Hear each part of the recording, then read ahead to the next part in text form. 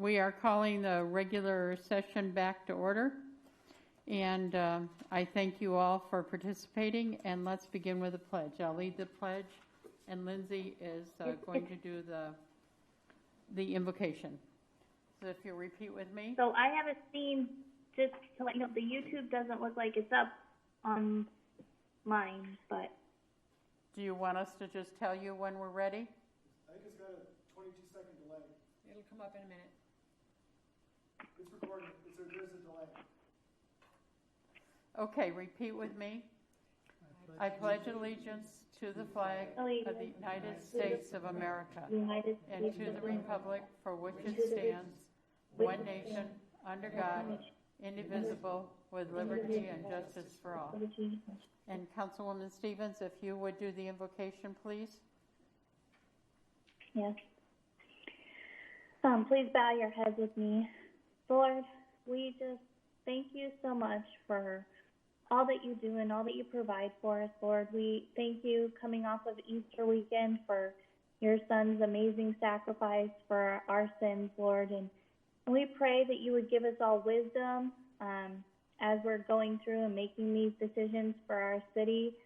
We pray that you would continue to put a hedge of protection over our city, keep our citizens healthy. We pray for our county, and we pray for the nation and the world that we would continue to see a decrease in numbers of the cases from the coronavirus. And we pray for those that are ill, that you would restore health to them. And we pray all these things in your son's name. Amen. Amen. Please be seated. Okay, the next item is the city attorney's report. Madam Mayor, can you hear me? We can. Thank you. Lloyd Pilchin, the City Council met in closed session, and the items listed on the agenda, and will continue that closed session until after the open public meeting. Okay, thank you. So just one more time, I'm still not seeing the live YouTube feed available. Is Gary sure that that's up and running? Just because this is the only way that people know what's happening and when to call in. Gary? Yeah, it's up and running. He says it's up and running, Lindsay. Oh, okay. There's like a 22-second delay. Yeah, give him the 22-second delay. Let's wait 20 seconds or 22 seconds and see if you and Kyle can see it. Kyle, can you see that?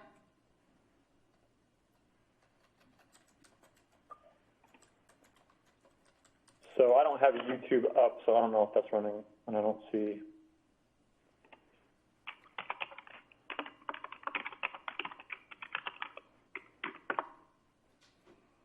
Is there anything we can do to facilitate that? It's live back there. He's got it up on the screen back there, so it's going. It's something on her end. Okay. Yeah, we can see it from here. Okay.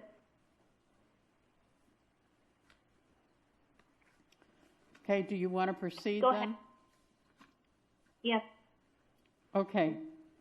All right, now we are coming to the presentations, and it's the presentation of the fiscal year 2019 Comprehensive Annual Financial Report for the City of Ridgecrest. We currently have on the line Mr. Ken Poon from Poon and Associates, and he is going to be giving the presentation. Mr. Poon, are you there? Yes, I'm here. Can you hear me clearly? We can hear you. The floor is yours. That would be great. So thank you so much, Madam Mayor, member of the City Council. Again, my name is Ken Poon from the Poon Group. Presenting to you tonight is the Comprehensive Annual Financial Report. So what we are going to do hold on one second. Let me make sure that I know how to change to jump into the next slide.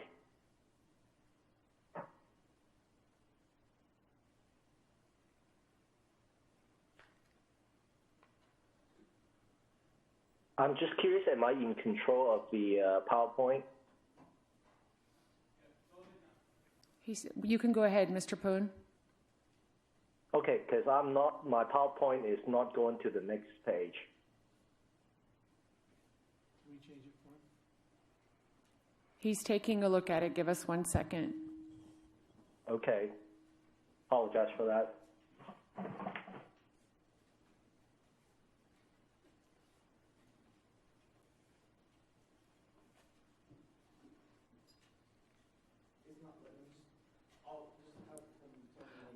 Mr. Poon, if you could just say next slide, we'll progress it for you.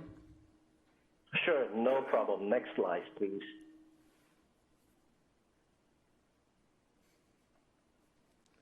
There we go. So what we are going to do, this is a standard presentation as what I did in the past. So we'll go through the scope of work, going through some of the audit responsibility, reviewing of your financial statement, being at a 30,000-foot level, and then pull out some couple of the financial indicator and key pension information. And last but not least is to deliver our audit results to you.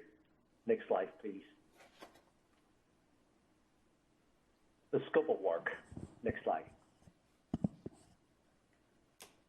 So the scope of work basically is the comprehensive annual financial report, which basically we are opining on your financial statement, which is the first report on financial statement, which spell out the audit responsibility, and then also our audit responsibility. And then also along with the report, you also see the report on internal control over financial reporting and compliance and other matters in accordance with government auditing standard. Even the city does not have a single audit for the current fiscal year. That means that your total federal award expenditure has not exceeded the $750,000 in for the fiscal year end 2019. However, by contract, we are required to perform the audit in accordance with government auditing standard, so that this report is tagged along within your comprehensive annual financial report. Next slide. Our audit responsibility. Basically, the audit responsibility is breaking up into two parts. One is management responsibility, which is the next slide. As management yourself, you are fully responsible for these financial statements. By presenting these financial statements in accordance with generally accepted accounting principle in the United States of America, since the city is a state local government, the Governmental Accounting Standard Board is the standard-setting bodies for state local government. So you also need to adopt sound accounting policies. Very importantly, you are required to establish and maintain proper internal control over financial reporting and compliance, provide the evidence supporting to the amount and the disclosure in these financial statements, and last but not least is to prevent and detect fraud. Next slide. Can I interrupt? Sorry, I'm getting text messages that no one can pull up the live YouTube. Gary? And I still haven't been able to get it to work either. I just don't want to get too far down on this if it's not working. This is Lloyd. Yeah, I'm with Ms. Stevens that we should be doing everything we can to keep it public. Sorry. I've had two different people text me saying, and they said they checked with another person and it's not working for them either. So. Ask them to refresh their feeds. Oh, it's working now. Okay. It's on now. I don't know if we want to stop the live and restart it and see if that gets it going. Ask her to refresh on her end and then it should go. Yeah, Lindsay, if you This is Lloyd. I think it's working now. I just pulled it up. I see it. Okay, it's going now. Okay, thank you. Another. All right, please continue. Sure. Being your auditor, our responsibility is to perform the audit in conformity with AICPA generally accepted auditing standard, which is the basic standard that we need to do, and then also the standard applicable to the financial audit contained in the government auditing standard.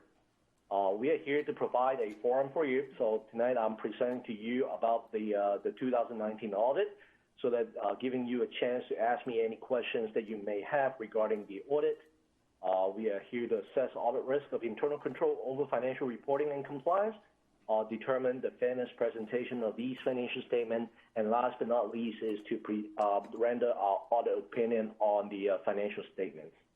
So next slide.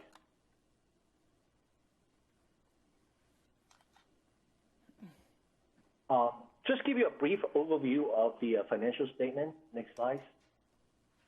So the city actually did prepare a comprehensive annual financial report, basically under the GFOA guidance on preparing these financial statements. The comprehensive annual financial report, it says, is comprehensive. That means you go above and beyond the minimum requirement as required by governmental auditing standards. So this report is basically divided into three different sections: the introductory section, the financial sections, and last but not least is the statistical sections. Our focus as the auditor is focusing on the financial sections, basically including the basic financial statement. The basic financial statement include the government-wide financial statement, which is a consolidated level of the whole entire primary government of the city of Ridgecrest. The fund financial statement is basically is a operating statement as to what you use in a day-to-day operation. So including the general fund, all the special revenue funds, debt service fund, capital project funds, and enterprise fund. Those are included in the fund financial statement. The notes to the basic financial statement is basically talking about the reporting entity, the summary of accounting policies. There are details about each of the significant accounts, including cash and investment, capital asset, long-term debt, pension accounting, the OPEB accounting, and then there are other like fund balance classification. All those information are detailed out in the notes to the basic financial statement. As required by GASB Statement Number 34, there are a sections called Required Supplementary Information. Even this section is unaudited, but that also provides you a lot of detailed information, including the budget information. How's the city actually adopt your budget, including the budget and actual for the general fund is included in there. Also, as required by GASB 68, the pension accounting, you do have the schedule of change in proportionate share of the net pension liability and the schedule of contribution included as a schedule. Also, with GASB Statement Number 75, it's just similar to the pension standard. We also show you the change in net OPEB liability and related ratio, and then the schedule of contribution for OPEB. Next slide, please.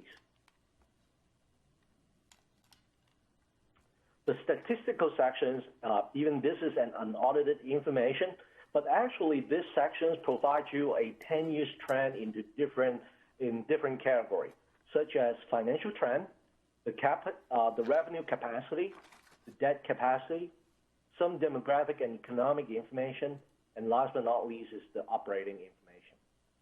Next slide. So now we are getting into the numbers. The government-wide financial statement, as I said earlier, this is a consolidated level for the whole entire city as of June 30, 2019. So you have a total asset of about like $122 million, liabilities of $47 million, resulting in a net position of $98.9 million for the whole entire city.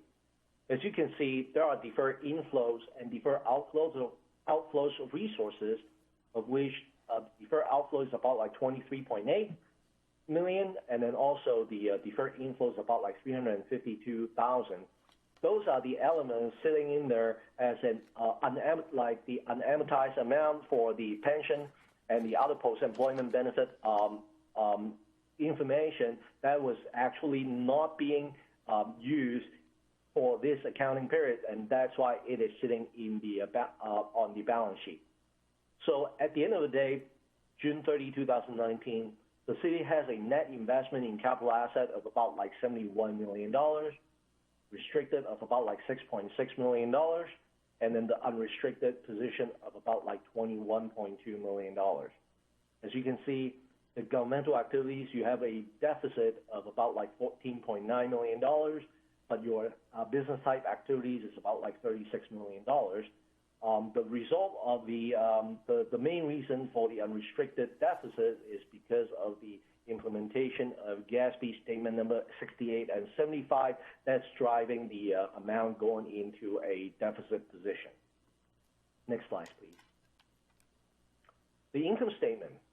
Total for the fiscal year end June 30, 2019, total expenses for the city is about like $20.8 million. 19.7 is rests with governmental activities, and then $1 million rests with the business type activities. Program revenues, those actually charged, you can charge the user support fee, which is the charges for service, $7.5 million, or you can actually subsidize by grant program. For the fiscal year end June 30, 2019, you do actually have about like $2.1 million earned for the operating grant, and then $274,000 for capital grant. So the net cost of service, it's about like $10.8 million.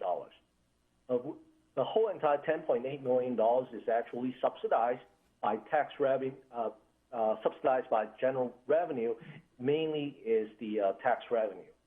So the total general revenue for the year is about like $16.8 million. As you can see, there is a surplus for the year of about like $5.9 million. That's increased your net position by 5.9 compared to prior year. Next slide, please. General fund is your main operating fund of the city. So at the end of June 30, 2019, you have $9.7 million in total current asset, but also you do have a current liability of about like $4.4 million, resulting in the fund balance of $5.3 million. The $56,000 is what we call non-spendable balance, is mainly due from the fiduciary fund from the successor agency. The restricted portion, including a lot of different programs, but I can tell you out of the restricted $512,000, you do have $273,000 restricted for Prop 172, the $116,000 for spay and neuter donation, and then the rest is the other miscellaneous program. So that's added up to $512,000. You also do see the assigned fund balance, $2.4 million, is assigned for the Measure L program, and then remaining an unassigned fund balance of $2.3 million. So at the end of the day, the total liability and fund balance added up to $9.7 million. Next slide, please. The income statement for, go back one slide. Yeah. So the total revenue for the general fund is $14.6 million. Net out the expenditure of about like $12.4 million. So this year you have an operating surplus of about like $2.27 million, and then net also adding the other funds transferred into the general fund of about like $371,000. So your total fund balance increased by $2.6 million for this fiscal year. Next slide. So now we are getting into the financial indicator and key pension and OPEB information. Slide. So the first slide is what we see is the net cost of service compared to tax revenue. As you can see, during the current fiscal year, you have a net cost of service for the governmental activities of about like $16.2 million. The tax revenue is $13.2 million. So the ratio is about like 122%. So as you can see, the cost is actually more than the tax revenue.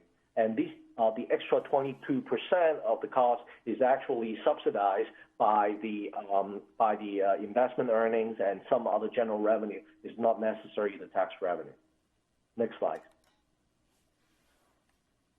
The other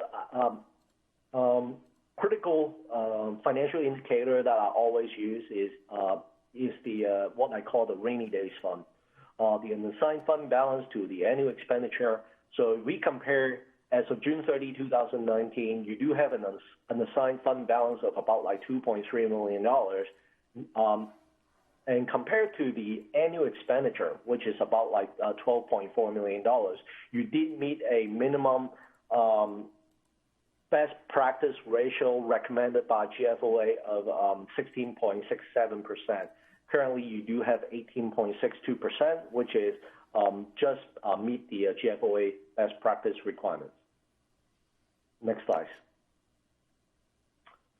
The other area that I would like to focus on is the pension standard. As you can tell, pension is it's only an estimate. It's purely based on a lot of different assumptions being used by the actuary, and the main factor dealing with the discount rate is the expected long-term rate of return.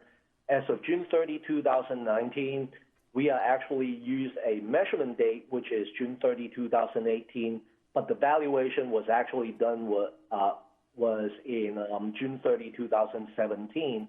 So at that time, your net pension liability was measured at 7.15%. So the total net pension liability was about like $19.1 million. As you can tell, the expected long-term rate of return can be fluctuate. So as required by GASB 68, we need to show what we call the sensitivity analysis. So whether it is plus 1% or minus 1%, and then based on those percentage changes, how is that going to impact your net pension liability? If the discount rate dropped by 1%, your net pension liabilities can go up to $28 million.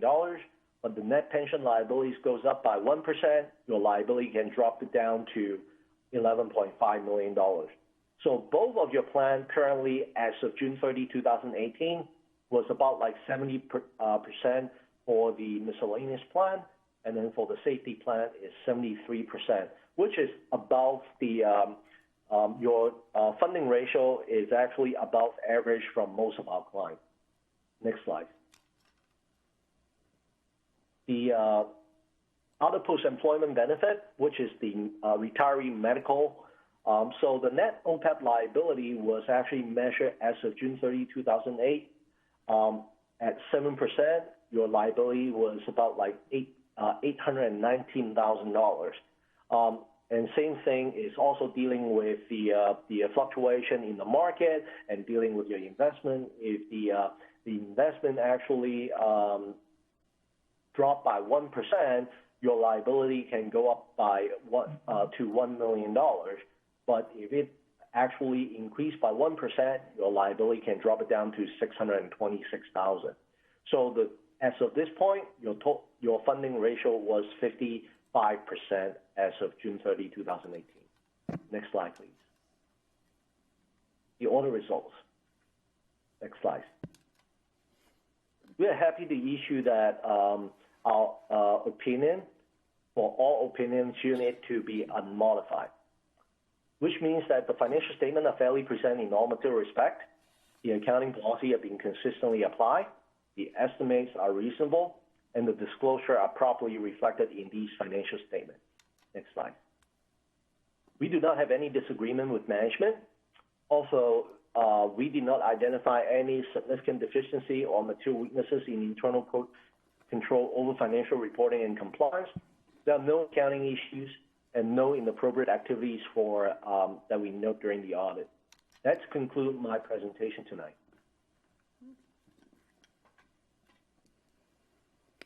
I'm happy to answer any more questions that you may have. Mayor? Is there any questions from council? I just had one question on the OPEB aspect of it on the retirement benefits. It was 54.82%. Did you didn't say whether did you consider that an average too for other cities in our group? Well, I can tell in your it is pretty hard to tell because other post-employment benefit is not state-mandated that you need to fund that program, but the city actually did fund it about 55%, which is on average from most of my clients. So I can see, and also your liability is not that is not a gigantic number that we are talking about $20 million. We are talking a really small number, which is really, really manageable in my opinion. So as of this point, I believe your 55% funding ratio is actually, I'm comfortable with the funding ratio for the city of Ridgecrest here. Okay, thank you. You're welcome.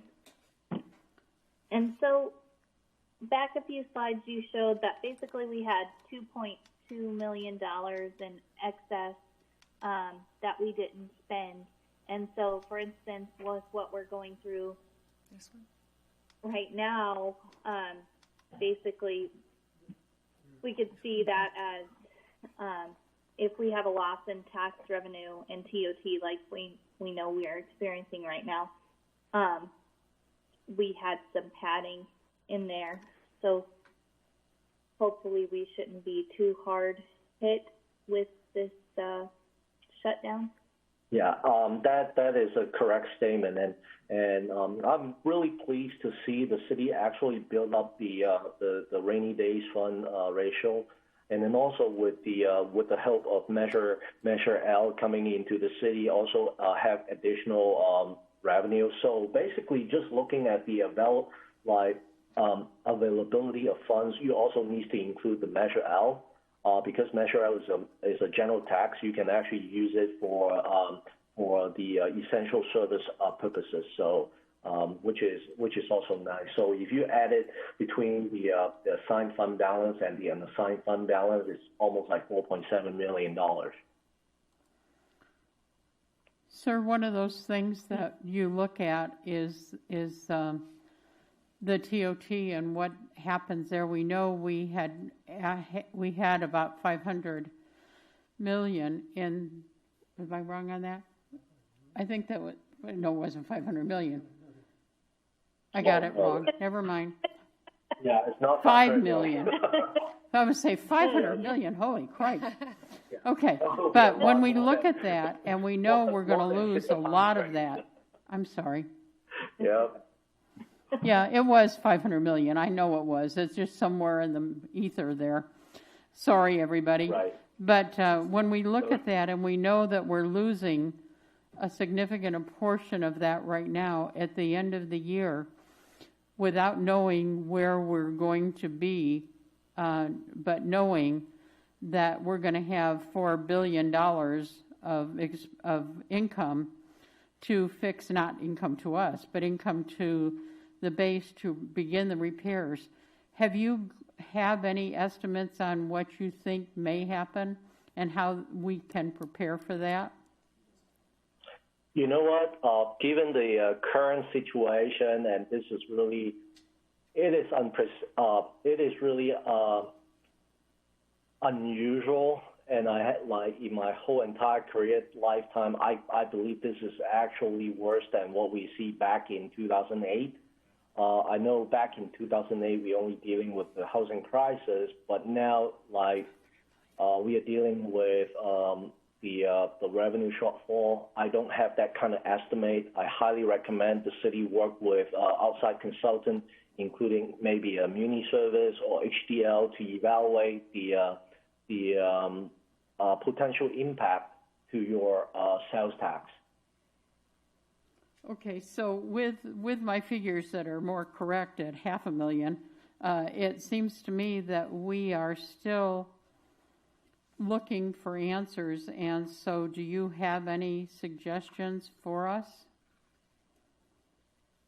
Well, a couple of things right now, like most of my clients are currently doing, is actually deferring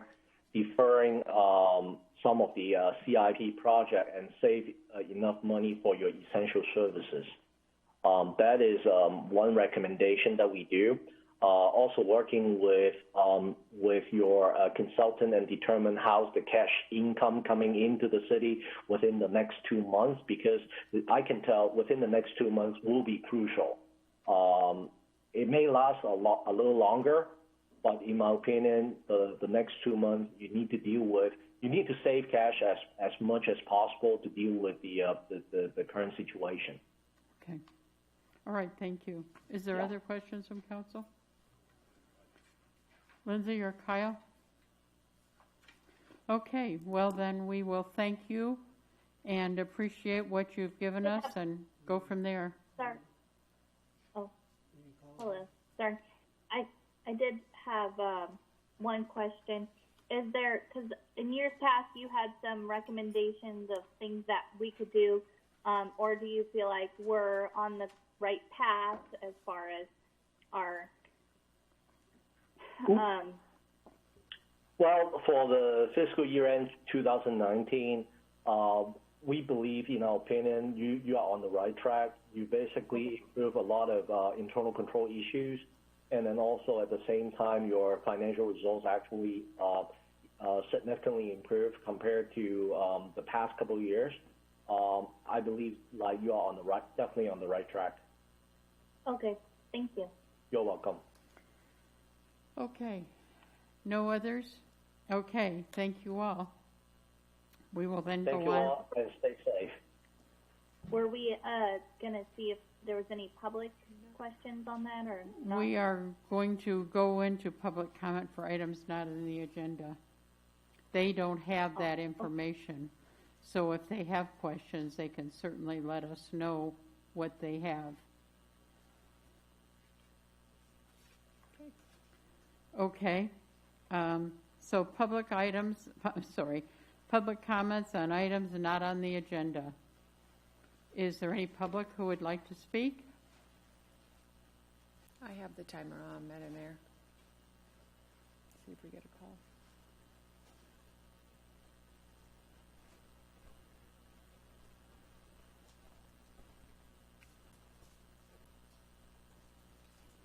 Okay, I would say that there probably isn't anybody who would like to speak. If you do, call in and we will let you in, understanding the situation we're under. Okay, council announcements. Anybody who has any council announcements? Kyle or Lindsay? Scott? Mike? Okay, I have none. So the next item, if the public has not any comments, I think we've given them the 20 seconds or enough there. We will go to the consent calendar. Proposed action to approve draft minutes of City of Ridgecrest City Council, Successor Redevelopment Agency, Financing Authority, Housing Authority, regular meeting dated April 1st. Is there a motion or questions? Anybody want to pull it? No question. I motion we approve. Second. Mayor Breeden? Aye. Mr. Heyman? Aye. Mr. Maurer? Aye. Mr. Blades? Aye. Ms. Stevens? Aye. 5 ayes, motion carries. Okay, the next item is discussion and action items, update on local COVID-19 response. Yes, Madam Mayor, I have that. Just to give you an We have a call. Oh, We have a call now? Okay. Let's take the call, please. Gary was waving. I apologize for interrupting, sir. He was back there doing it. Caller? Caller, please identify yourself and state your question or concern. This is Ronald Porter. I'm calling about an agenda item that I couldn't get through earlier on before the approval of the agenda was made. Okay, what is your comment? On item 10, first off, it's a violation of the Brown Act because it puts two things together that don't belong there. It's improperly agendized. Number two is the ordinance that's put forth. I realize I'm stepping in two areas, but is in violation of the California Constitution. It's in violation of public notice, and it's extremely vague. no one can understand it and see what it is. You can't write a blanket, we're going to change something. But more important, this is not something of such urgent nature that we can't put this off until a time that the people have a better opportunity to comment on it. It has a significant impact, and it's not that terribly important we do it today. And I ask that they remove it from the agenda and do it when the public have a better opportunity to participate in their government.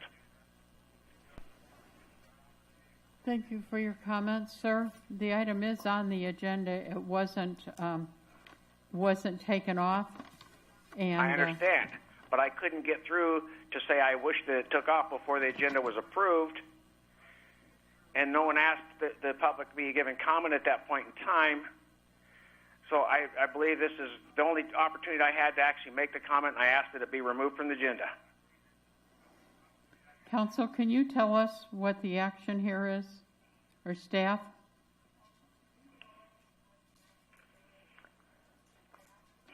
Lloyd? You mean what is agenda item 10? Do you mean no, what is the proper 10? action here? Oh, what could you do to remove it? No, I'm asking. Is that what you're asking? I'm asking what is the procedure we need to do if we want to listen and deal with this tonight, or do we want to go on? How do we do that? Because the item is on the approved agenda, and I understand his concern that he was not able to get in. So I'm not sure I hear what the problem is. Agenda item 10 is on the agenda. And he now would like, he's asking us to pull it because he doesn't feel that he or others have not had time to read it. Okay, I understand. So if the council wanted to, let's say, pull it, to use your expression, all that would have to be done is when the item comes up, someone could make a motion to continue the item indefinitely. That would be a motion on the floor, and it could be voted on. Okay. Or could we discuss it and then continue it? Yes. Absolutely. Mm-hmm. Okay, that would to me seem a wiser way to go, to be able to see where we are. Because then it puts the public on notice that we're discussing that item, and if we want to continue it. This is only the first reading anyway. It has to come back to council again anyway. Yeah. And I do believe this was posted on our city webpage and announced over 2 weeks ago. And we had it in there, so people knew that the opportunity was coming and that to look at it. And it's quite long, but it was there, and people could have looked at it and made their comments at the time. So I've got some other comments to make, but I'll wait until we get to item 10. So okay. Well, my problem is I wasn't given the opportunity to ask at the proper time to have it removed from the agenda. So in the event that, could we acknowledge the fact that he's asking to have it removed from the agenda, but make a decision on whether or not we want to approve that? Or the fact that he's asking for it to be removed, is that enough to remove it? I don't have a problem him asking for it to be removed, but I would like to have us do it at the time of the ordinance. I'd like to leave it on the agenda. I don't have a problem with continuing. I would like to leave it on there and make a decision on it if we can do that tonight. Yeah. Okay. I agree. Right. I mean, if I may, Madam Mayor, just to add, the public comment by Mr. Porter is just a comment. It doesn't require action by the City Council. Thank you. But Mr. Porter has raised something, and if a majority of council members want to not act on this item tonight, then, like we said, there's a way to do that. Okay. Thank you, sir. But you're ignoring the fact that the problem here is you're ignoring the fact that when an agenda is brought up for approval, there is time for public comment. And number one, it wasn't given. Number two, I couldn't get through to have it. That's why we allowed you to come in afterwards, sir. I understand.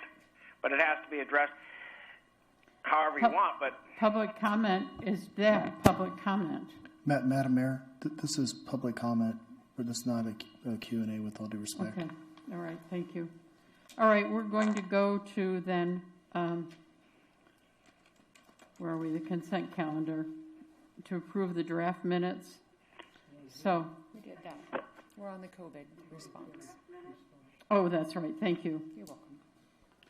Mr. Strand. Sorry, can I get my glasses right here? Yeah, Madam Mayor, members of the City Council, this is a COVID-19 update for the council and the community.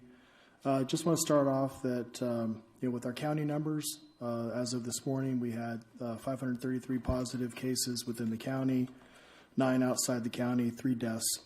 We currently have close to 4,000 negative tests with 2,824 pending cases. Currently, a majority of the positive cases are on the west side of the valley in the Bakersfield area. Currently, as of today, we've had 4 positive cases at the Ridgecrest Regional Hospital. The last positive case was approximately a week ago.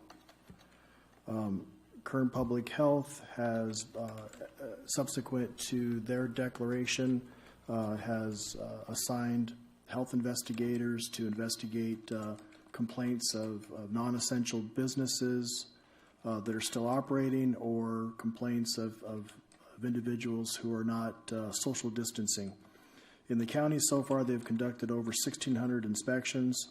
They're currently working with the police departments. With us, they're specifically working with Chief McLaughlin's officers to address our complaints. Currently, if you look on their webpage, you can see that we still have 2 cases that are currently pending for review or assignment. We have 1 business that's out of compliance. What it means is they've spoken to that business and they feel there's a high probability they may have to come again, so they will go out and re-inspect. If they don't shut down, they will take the appropriate action. We look fairly well on the map with the help of JED's officers.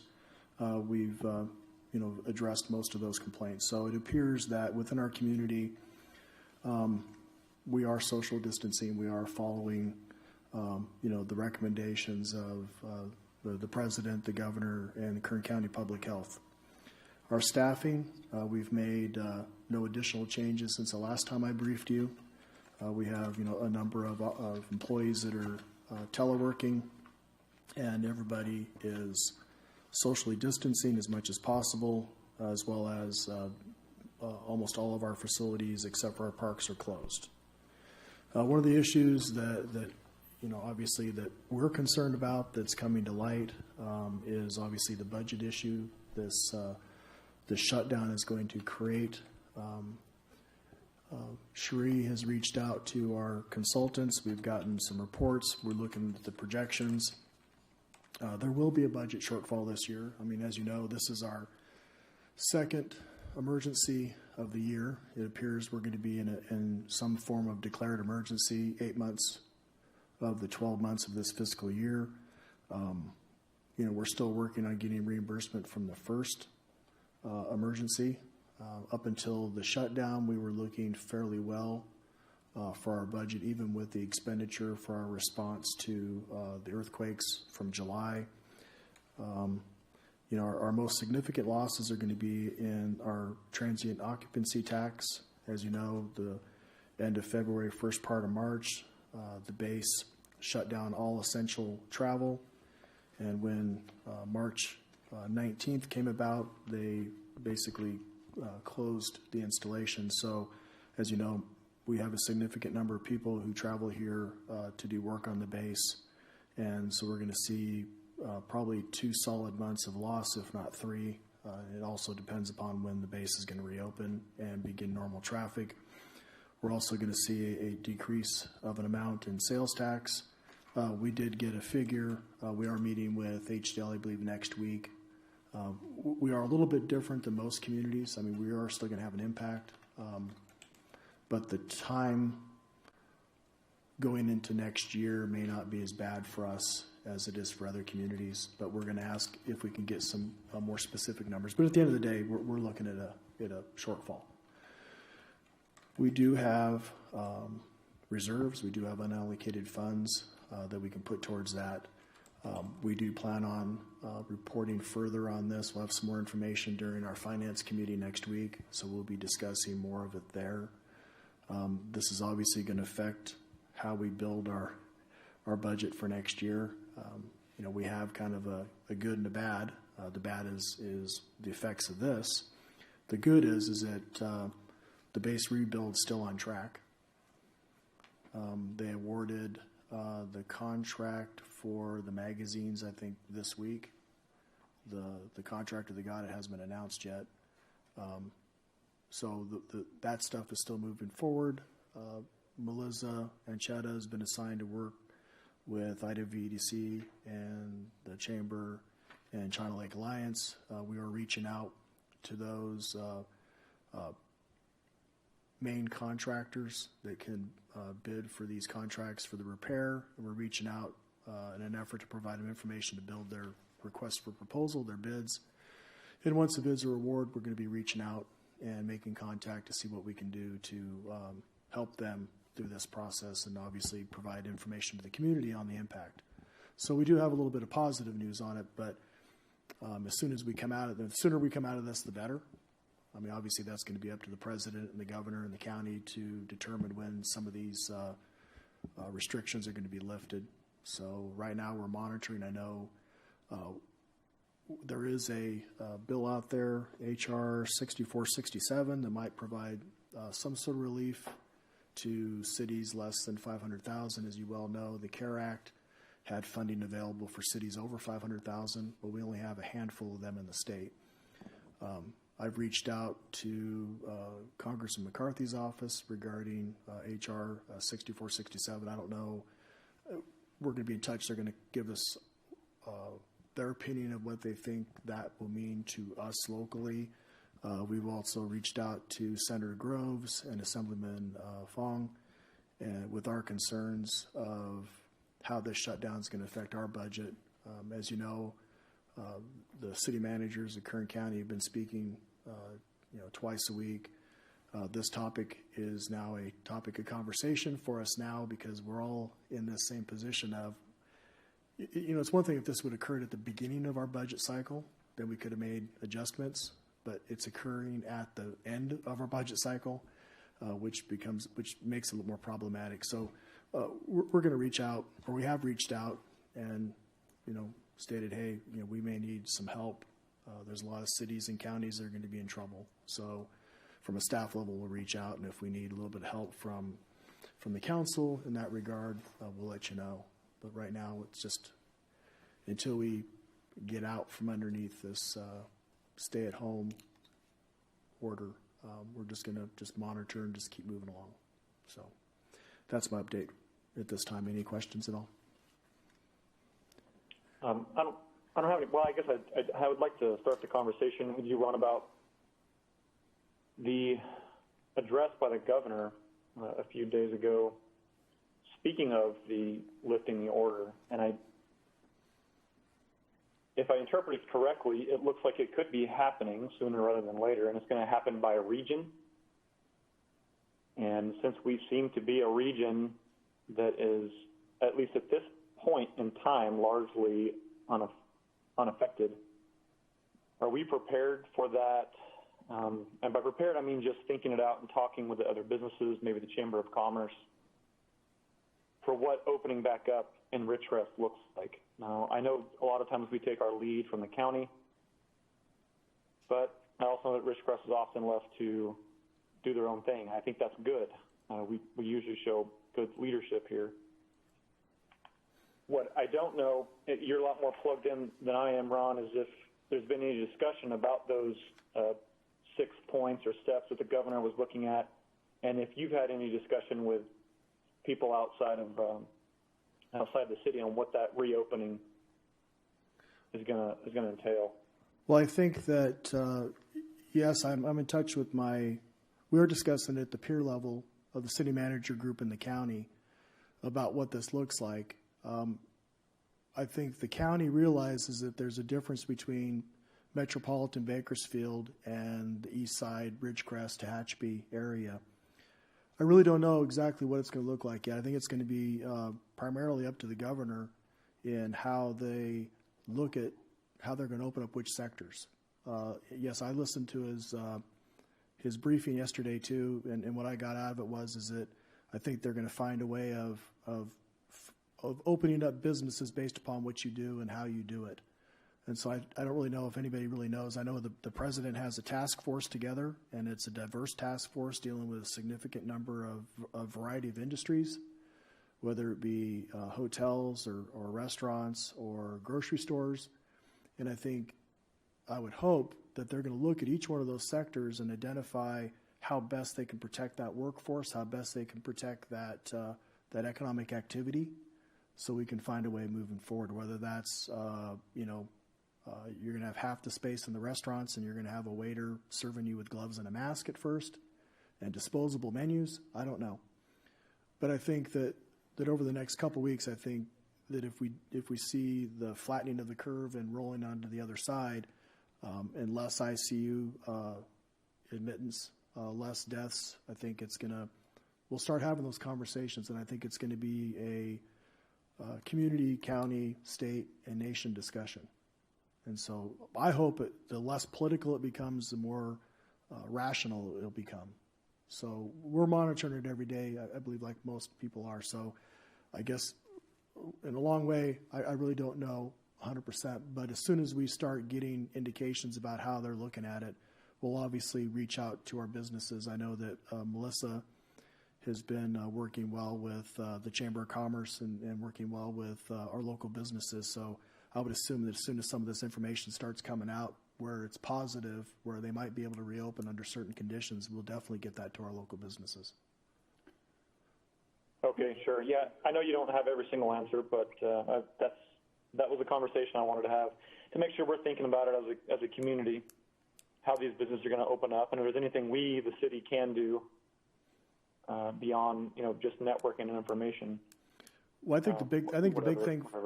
Yeah, I think the number one thing for us is somewhat out of our control.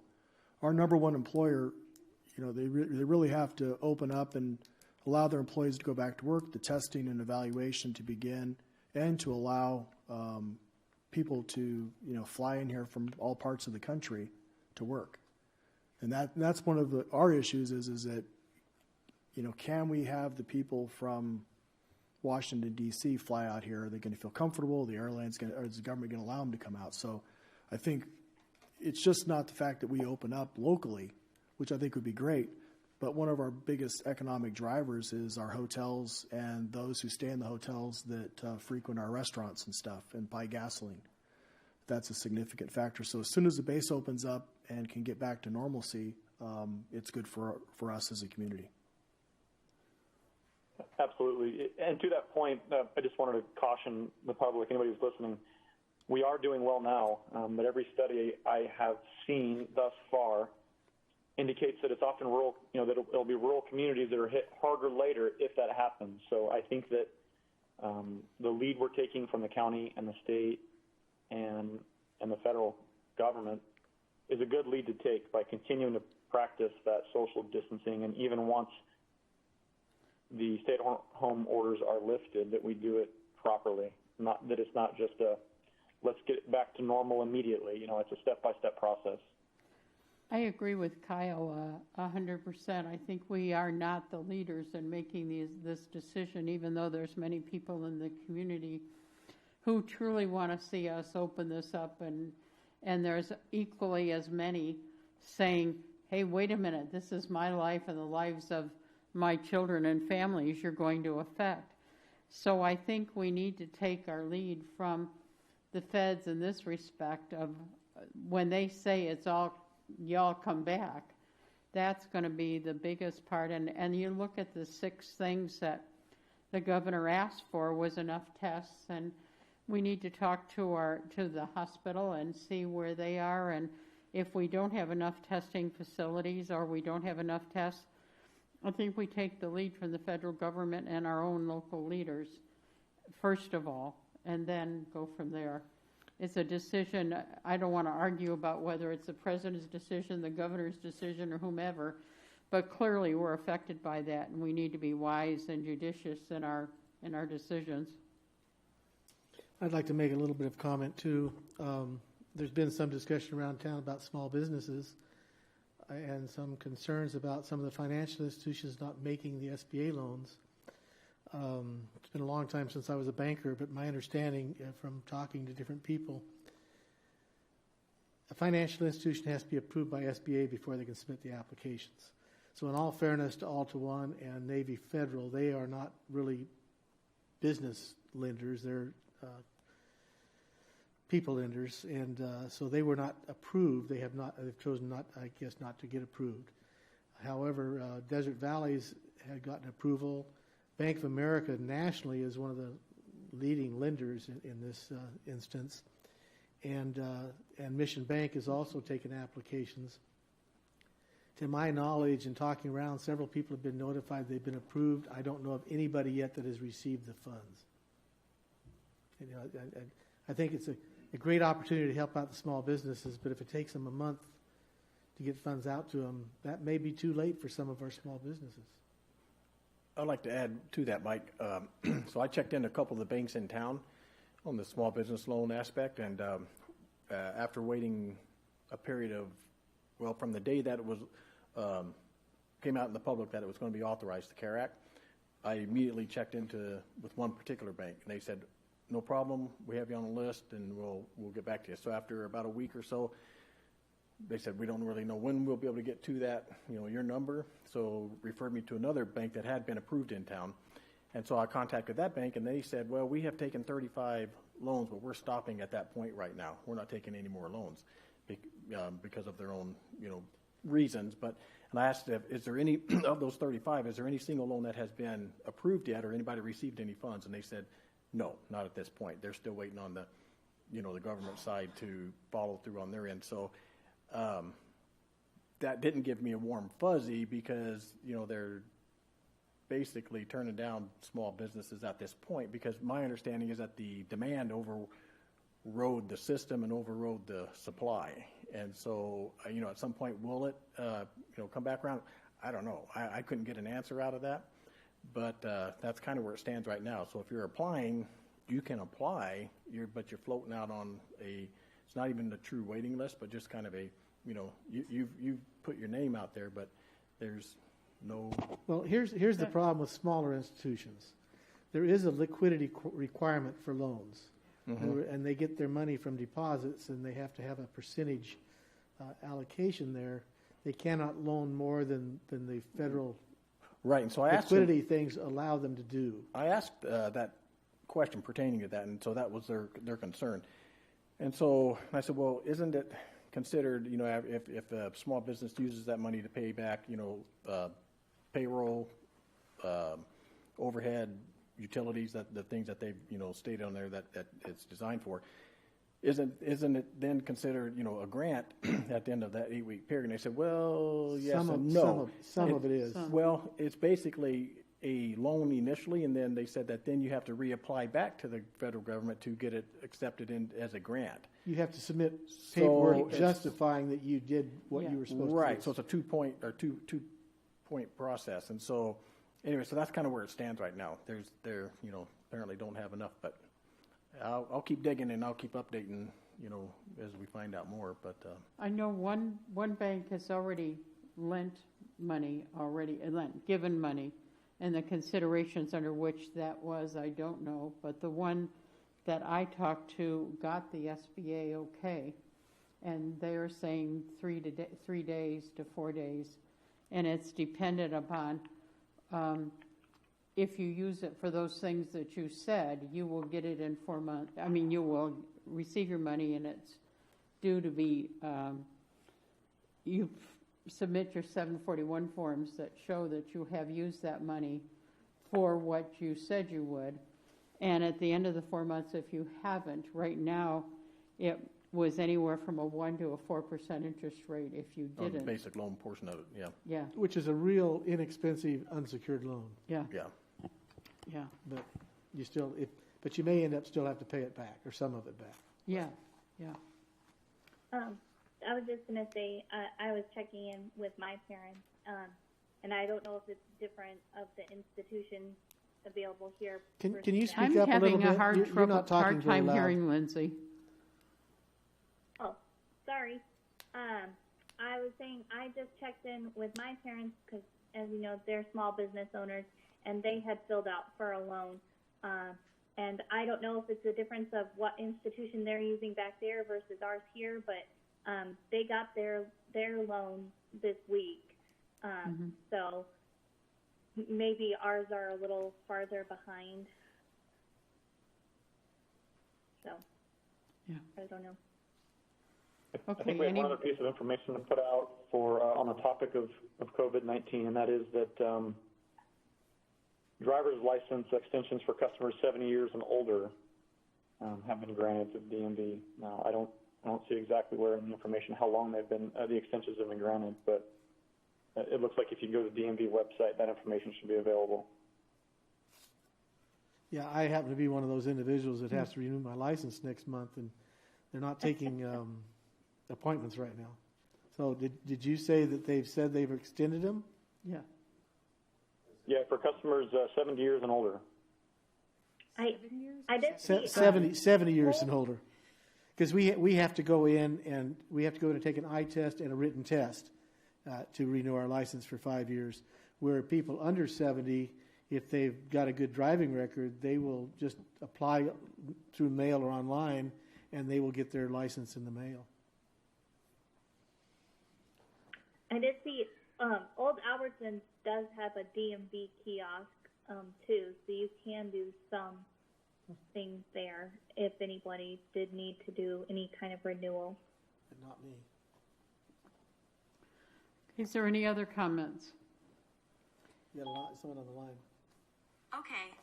Wait a minute. I'm sorry. I can't complete your request. I have it on off, too. We got a phone call coming in. Okay. Whoever's speaker, please identify yourself and state your question or comment. Can you hear me? Hello? Yes, my own. Hello? Hello. Please Yes. identify yourself and speak your request, please. Okay. Again, per Brown Act provisions, I decline to identify myself. However, let me proceed with make just some observations. I was somewhat disappointed to hear the Kern County Health Department Director, I believe last week, or maybe before that, in the town hall meeting, basically presented a contradictory front to the public. We have these directions to social distance and wear a mask and try to avoid contact so we don't get infected. And he made the statement, I went back to listen to make sure I heard it correctly, that you can't become infected unless you have sustained contact with someone who is symptomatic. Now that's giving a contradictory message to the public, and I would just like to say that research that I've done, and I have heard statements from the gentleman who wrote the Bioweapons Terrorism Act of 1989, a gentleman named Francis Boyle, and many others actually today have identified this virus as a bioweapon that originated in our laboratories and got to China. This is highly infectious, and that's why people need to stay apart. It can really hit you hard, and it can do damage in a number of ways, severely and quickly. So I would just like to say that I like seeing two of the members sit out and attend online. I think the attending members of the council should follow Mayor Breeden's lead and wear their mask while they're there and not just stay 6 feet apart, so that the public sees this example from the council. And in addition, I just want to address something that's actually rarely being discussed and stated, but I think bears mentioning, and that is the non-mechanical, quote-unquote, way to deal with this virus. And let me just lead into this. I'd like to read you something from the book of Jeremiah, chapter 9. It says, "Let not the wise man boast in his wisdom, let not the mighty man boast in his might, nor let the rich man boast in his riches. But let him who boasts boast in this, that he understands and knows me, that I am the Lord, exercising loving kindness, judgment, and righteousness in the earth. For in these I delight, thus saith the Lord. Now, I believe that it's historical, and you can find numerous instances in situations where we have things going on in the country, natural disasters, diseases, plagues, things where there's a limited amount of things that you can actually do to mitigate the problem and the damage and the loss of life on your own. Well, we're doing what we can at this point, which is actually pretty little, just staying apart from each other so we don't get infected. The council has the option to call upon the Christian leaders in this town and ask them to hold regular times of prayer and show our humility before the King of the universe, who ultimately is the one who brings communities out of these kind of situations. It's only through his grace and his mercy that we will, be allowed to come back out of this and not see many, many more people die. And the process of coming out, like has been discussed, this easing out, there could be more people infected, there could be more people die, we could get a whole new wave. So it behooves us to avail ourselves of being humble before the God of the universe, the Father, Son, and Holy Spirit, and beseech his help in this. Thank you. Thank you, sir. Okay, is there anybody else online who would like to say anything? Okay, it doesn't appear that there is. Okay, thank you all for your comments. We appreciate them. So the next item on the agenda is discussion and provide guidance to the city's representative on the board of the Indian Wells Valley Groundwater Authority. Scott? So I have no new news to present tonight. We will be meeting tomorrow. So on the following city council meeting, I'll update you on any new items coming out of tomorrow's meeting. Any important things you're voting on? Not that I know of. Okay. So I just was going through the agenda and noticed, and I think I brought it up last month. Last month we had $107,000 in expenses approved, and this month we have another $73,000. It seems like the agency is still burning through lots of money, but I haven't heard a lot on what they're doing on the shortfalls. And then I also saw that on closed session it's talking about you all are discussing the tactics on what you're going to do to people who fail to register and report. I think it's real important for us, if that needs to be in closed session, to be clued in on that and give you direction, because you're a proxy there for us. So I think it's important for us to have input on that. And then I also saw in there that there's talk of kicking a group off of the PAC and TAC, but then in the packet, because they, I guess, hadn't paid their fees yet, but then in the packet, when I scrolled through, it said that they're planning on paying their fees. So I'm just wondering if they've stated now that they're going to pay their fees, why there's still the movement forward of kicking them off, especially if they're one of the big users. It seems like you would want to not kick them off. But those were just a few things that I saw on there. Is there?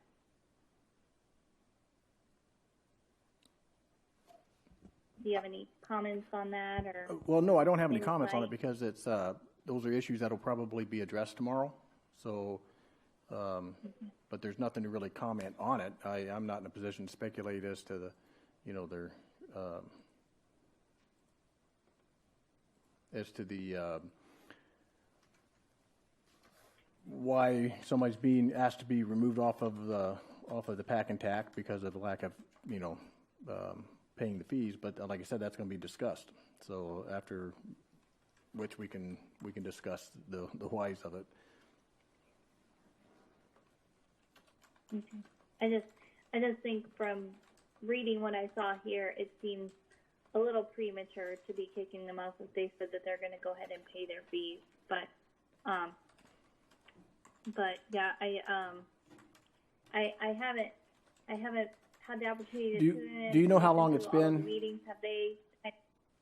Well, I mean, do you know how long it's been since they have been initially contacted to pay their fees, and how long it's been since, or how long it has been, they've been given to do that?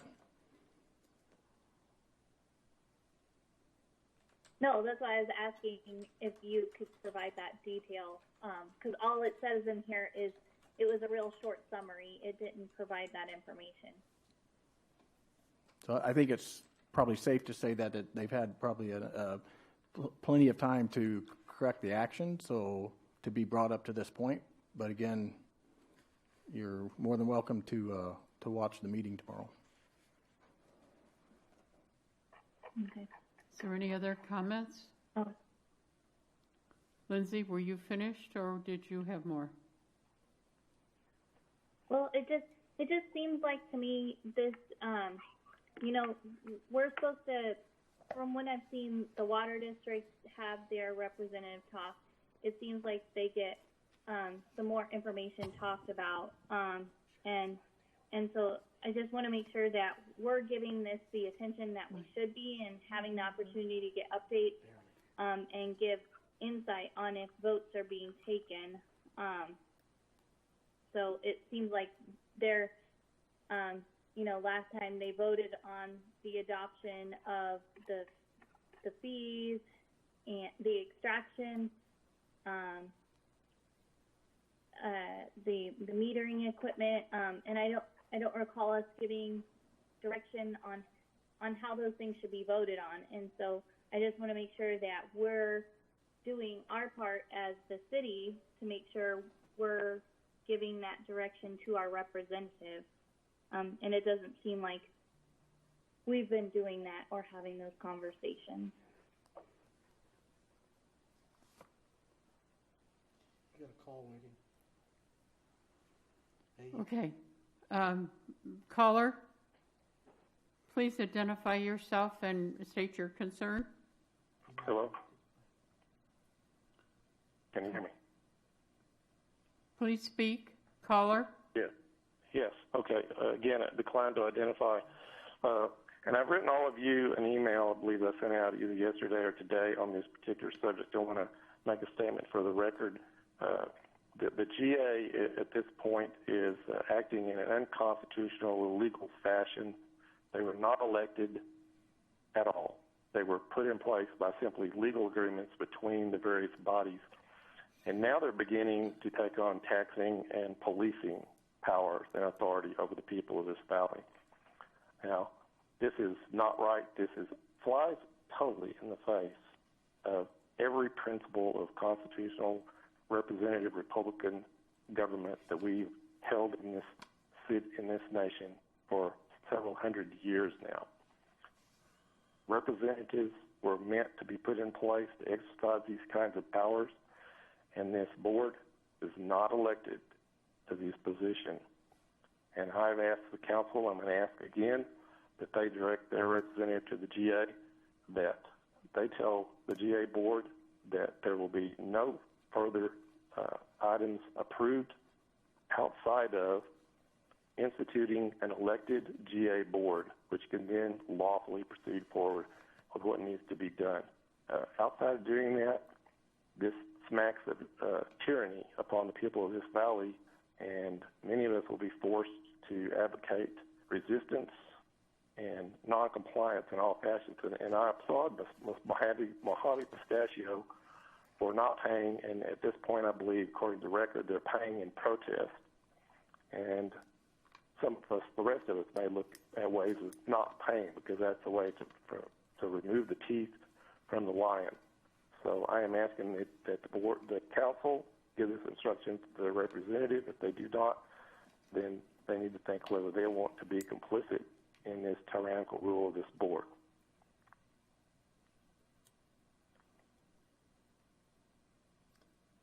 I read his letter. The anonymous person. What, is there any So Comment I just have a quick questions? comment. So has that been discussed at all? No, I know I'm just a few months here on the council, and I came after the GA was already formed. I know it had to be formed to do what it needed to do, but has it been discussed at all to make those members elected? I don't think it has at this time, has it? It was set up based on the state authorization. Wasn't the GSA originally set up based on state authorization, and that's how the board was chosen? Yes.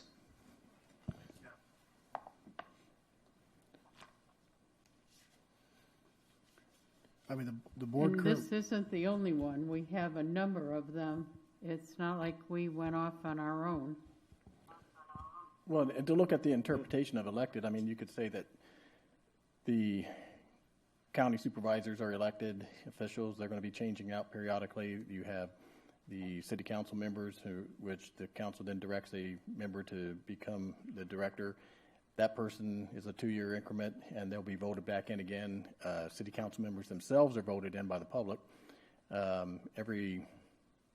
The water district, they're elected. If I'm speaking appropriately, is an elected group. They are. So everybody is an elected party, which in perspective and to what Mr. Neal has to say, to me it's like it's even better because these people are going to be moving through and not be stuck in one position for, I'm one for term limits. And so this is kind of built into it where, you're going to have elected officials that are, brought in and put into those positions, and you can trace it back to the public. And so I would disagree on whether or not it's a elected party, but that's just my personal interpretation because I've heard this bounded around, back and forth, but that's all I have to say, and I'm not going to comment any more on it. Yeah, I didn't mean that comment towards you, Scott, at all. I could see why, as a community, and even being somebody who's a ratepayer, I could see wanting to have voted for somebody who's going to instill a totally separate, cost or tax on me. So I understand the concern, I guess, is what I was expressing, and so I wanted to know if those conversations have been circulated seriously. And I guess this is me asking you, Scott, if you will ask when you go to meeting, what is it, tomorrow? Is there any other questions or comments? Okay. Have you received your direction? Questions, answers? Actually, because there's no vote on this, and we're not doing direction. Actually, it's not direction, it's guidance. Guidance, yes, thank you. Well, I they had the are direction. voting on. It did say. I mean, they are voting on something tomorrow. They're voting on potentially removing people from the PAC and TAC, and so. What would be your guidance, Lindsay? Well, I mean, I would like to know more information on that. If they go ahead and make the payment, then it seems to me, and even if it's out of protest, if they make the payment, then I don't think that they need to be removed. Well, that kind of goes back to what I mentioned earlier, that we're not at that point yet. I assume that's going to be something that will be addressed tomorrow at the meeting. So we can't speculate as to how that end result is going to be at this time. So I think we're wasting time trying to speculate on that. So I'm sure they're going to address it. I just it listed as, it says consideration and adoption of a resolution. And so it seemed to me like it was likely you might be voting on it, and that's why I wanted to mention that. Okay. Does anyone else have any viewpoints on that particular issue? Yeah, I got a quick viewpoint, and then we'll quit kicking the horse, so to speak. I think I brought this up last time, and again, this is nothing at you, Scott. I think it's just the mechanics of the way this deal is set up. I mean, I don't really understand why we as a council are providing guidance, because it seems like once decisions are made, they're made. So different than a city council meeting. The agenda comes up, you make a decision when you're there, you hear out people who are at the public meeting, I mean, I guess I really don't know. I guess I'm just trying to understand what the guidance portion of this being on the agenda is. I think so that you have the opportunity to speak. And, but if give the guidance. opportunity to speak doesn't result, if the opportunity to speak doesn't result in any tangible effect, then it's almost like we're just, I don't know. I guess that was just my opinion. Madam Mayor, it's Lloyd. May I speak? Please. So based on my conversations with Keith about this whole issue of City Council giving guidance to the representative, the thing that I would add is that it's not that it has no effect, because it's important for the representative to hear how the council feels about certain things. If it turns out that the council believes that the representative is not representing the council well, then the council has the remedy of pulling that person and choosing another representative. That's the council's power, let's put it that way.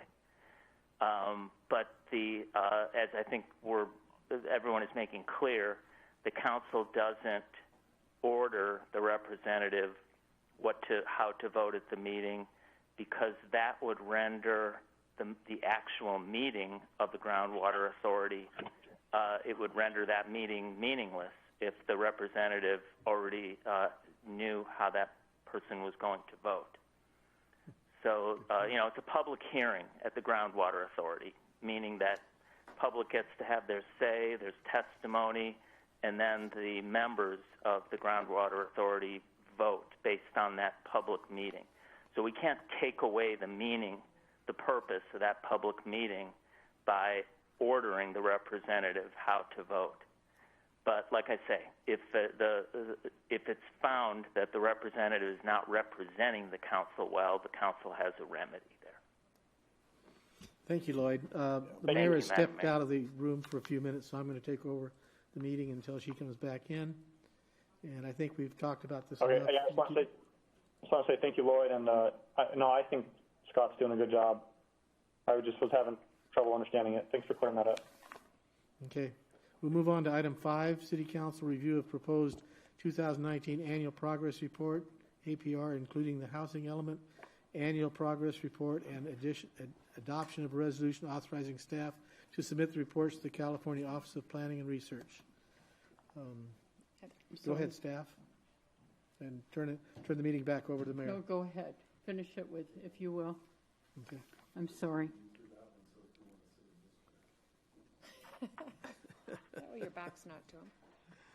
You just have to get closer to the mic, that's all. That way they can see you. I just can't. You got your back to me now.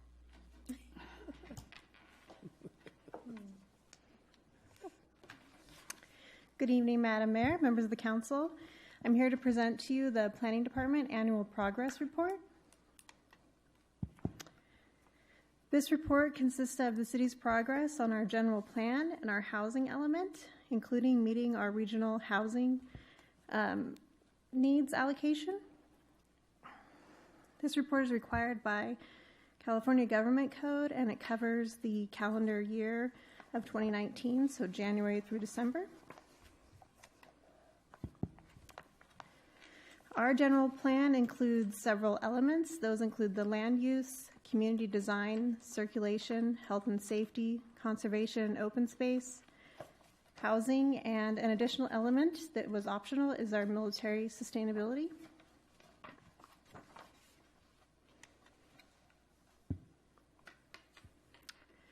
During this period, the City Council took no general plan or zoning ordinances or zone changes, 2 actions relating to parks and recreation, 4 actions relating to transportation and transit, several actions relating to lighting, landscaping districts, and drainage benefit districts. And City Council also took 2 actions to finalize maps totaling 30 single-family residential units. The Planning Commission in 2019 extended 11 track maps, totaling over 953 residential units. They approved 2 site plans for the Ridgecrest Storage and Oasis, 2 tentative parcel maps for Red Rock Villas and Oasis, and 1 variance for Oasis. The Planning Commission reviewed these reports on March 24th and recommended the City Council review and approve the annual reports and authorize staff to file them with the state agencies. And I'm here for any questions. Any council members have any questions? You told me to take You do it. Sorry. Any comments, Kyle or Lindsay? No, sir. Any calls? We up to 30 seconds. Okay, seeing no calls, council want to make a motion? Also move. Second. Roll call. Mayor Breeden? Aye. Mr. Heyman? Aye. Mr. Maurer? Aye. Mr. Blades? Aye. Ms. Stevens? Aye. 5 ayes, motion carries. Okay. Peggy, on to item 6. You want to do 6? No, you go ahead. Go ahead. I'm waiting for a phone call back. From Oh, okay. If you don't mind. Move to item 6 is acceptance of additive bid alternate for high tensile asphalt and geotextile interlayer materials and allocate Measure V funds for up to $201,017, which includes the city's local match for construction of $170,504 and match of $30,000 for a 10% construction contingency, and award a construction contract to Nagel Earthworks to construct and pave a portion of West Tamarisk Avenue, and that's between North Inyo Street and 100 feet west of Cape Hart Court, in the amount of $305,132, and authorize City Manager Ron Strand to execute the contract. Mr. Culp should be on the line. Are you there, Lauren? Yes, Honorable Mayor and Council members, this is Lauren Culp. Can you folks hear me? Yes, we can. Yes. Very good. Well, I am very pleased to be presenting the next 4 items on the agenda for you tonight, 3 of which are going to be a kickoff for our capital improvement program for the city this year. 2 of which, the first 2 is the Tamarisk and Dolphin. These are 2 of your federally funded grant program projects that it's going to be asked for your approval and award of a contract. I have an agreement between the city and the state that we'll be asking you to approve for our Dolphin Street project. And then finally, I'm very pleased to ask you to award a construction contract for our Down Street project. I've been waiting forever for that, and I'm really happy to be presenting that for your consideration tonight. So, in summary, we've received very good bidding results for our projects. We're seeing very good prices, very close competitive bidding, and we've also had a fairly good turnout for bidders for our projects. For our first project in Tamarisk, we had 4 bidders, and for Tamarisk, we had very close bids and very good competitive prices. So with that little preview, I'll go ahead and we'll start on agenda item number 6. Now, I might also say that for each of these construction award contracts, there's really only 5 items of action that we're going to be asking you to consider tonight. And in a nutshell, they're very simple. The first one will be to ask you to accept an additive alternate bid item. We'll be asking you, secondly, to allocate some funds from either Measure V or from our traffic impact fees for our project. we'll be asking you to award a construction contract to one of the successful contractors. And then we'll also be asking you to authorize the finance director to create a purchase order for the contractor for the contract amount plus contingency. And then finally, we'll be asking you to authorize our city manager to execute the contract. So with that, let's start on our first one, which is agenda item number 6 for our Tamarisk project. On Thursday, March 19th, we opened bids for this project, and as you can see in your staff report, we received 4 bids for the project. And of the 4 bidders, Nagel Earthworks was the apparent low bidder. We did check, or we had our consultant check on that particular contractor references, went through a detailed review of the bid documents to ensure that he was a responsive and responsible contractor. And so with his recommendation, we are then asking you to consider the award of this contract to Nagel Earthworks. We've got, in this project, we've got some Measure V local match funding that we're wanting to ask you to allocate, as well as a 10% contingency that would be coming from Measure V. So really that about is it for this particular project. And for the sake of the viewing public and for the sake of record, I can read you what we're asking for your consideration and action. First of which is to accept the additive bid alternate for high tensile asphalt and geotextile materials.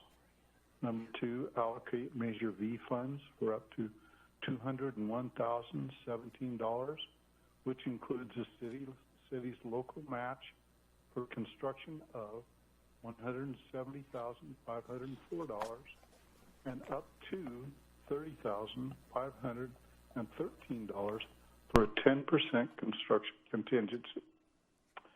Next is we're asking you to award a construction contract to Nagel Earthworks to construct and pave West Tamarisk Avenue between North Inyo Street and 100 feet west of Capehart Court in the amount of $305,132.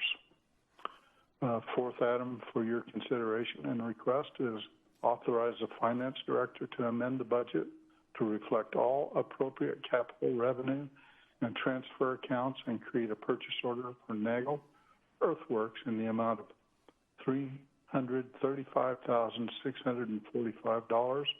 And finally, we're asking you to authorize our city manager, Ron Strand, to execute the contract. Honorable Mayor and council members, that concludes my report on this particular agenda item, and I'm available for you for any questions. Any council comments or questions? I have a question, please, sir. It seems to me there was like $200,000 between the top bidder and the lowest bidder, and I am pleased to see that your estimate was really close to what the low bidder, what the low bid was. And I'm thinking that we have obviously people who are looking for work, and that is good. And the fact that we have good people looking for work, because after you checking them out, you were able to save $200,000 from the high bidder. So I appreciate what you're doing, and thank you for your hard work and estimates. Any other comments? Well, thank you, Honorable Mayor. Any phone in? Anyone in the audience out in there? Got one waiting. Okay, we have one call in. We're waiting for. I was going to ask a question, and really just this is for my education, and Mike or you or Lauren, anybody can chime in and educate me. But I read through the entire bid of what was provided in the agenda, and I noticed that in each case, in each of these projects, especially this one, there's an alternate. And I wonder why the alternate part of the bid is there, and it separates out the high tensile asphalt, and that just isn't included as part of the whole bid itself. And I noticed that, and to that point, I noticed that Nagel estimated half of the amount that the rest of the bidders did for this high tensile asphalt. And I was just wondering what's going on there. I'm sure you know, Lauren. Yeah, I'd be happy to help you with that. That's something we do in the engineering realm in our little engineering world. And what we do is we kind of look at the total engineer's estimate for what it takes to do a project. And we kind of look at what has been budgeted for a project, and we kind of make some comparisons and some judgment calls whether everything that would be included in a base bid is going to fit our budget, and then analyze that relative to those additive items. So what we try to do is break the bid document, the bid schedule, down to those absolute items, which are the base bid items, and then for the things that we think that the budget might not carry, depending on what the market might be or what the cost of service might be, we have this additive bid alternate, and we reserve the right then, if the bids come out high, then we have the ability to reject the additive bid alternate and be able to at least award a base bid amount. So it's kind of our way in the engineering industry to put an item in there that if we get good competitive bids, yeah, we can add it. And if we don't, then we don't have to award that additive bid alternate. Gives us a little bit of freedom in being able to award a construction project for you. Oh, I see. That you have an option that you really don't have to take, and the option would be that the high tensile asphalt's not included in the project. Just use, I guess, whatever normal kind of asphalt. Yeah, and you see in the action items, we kind of break that out for you to consider and authorize to accept the additive bid alternate for the high tensile asphalt geotextile materials. And the reason is we found that we're well under the budget and the allocated amount, which we felt comfortable to go ahead and seek your authorization to add the additive bid alternate. Those additive bid alternate items, by the way, add a tremendous amount of longevity to your project. What the geotextile materials do as an interlayer is they retard reflective cracking from what would be a simple asphalt overlay. It extends the life, and you'll realize savings in the long run by adding that particular geotextile material. And as for the high tensile asphalt, it's carbon fiber materials that are added to the asphalt mix, which in a sense acts like little tiny rebars to hold, to offer more tensile strength to asphalt.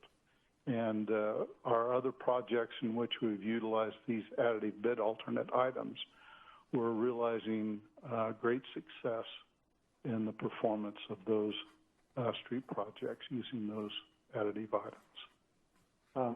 Thank you, Lauren. I appreciate that. I really do, that information. And to the second part of my question, is it inappropriate to speculate on why Nagel would estimate half? Well, I should say it's only in units per cost, and so maybe that's just half the cost to them. Maybe they have a better supplier, but I was worried that it's half the product that every other bidder put out.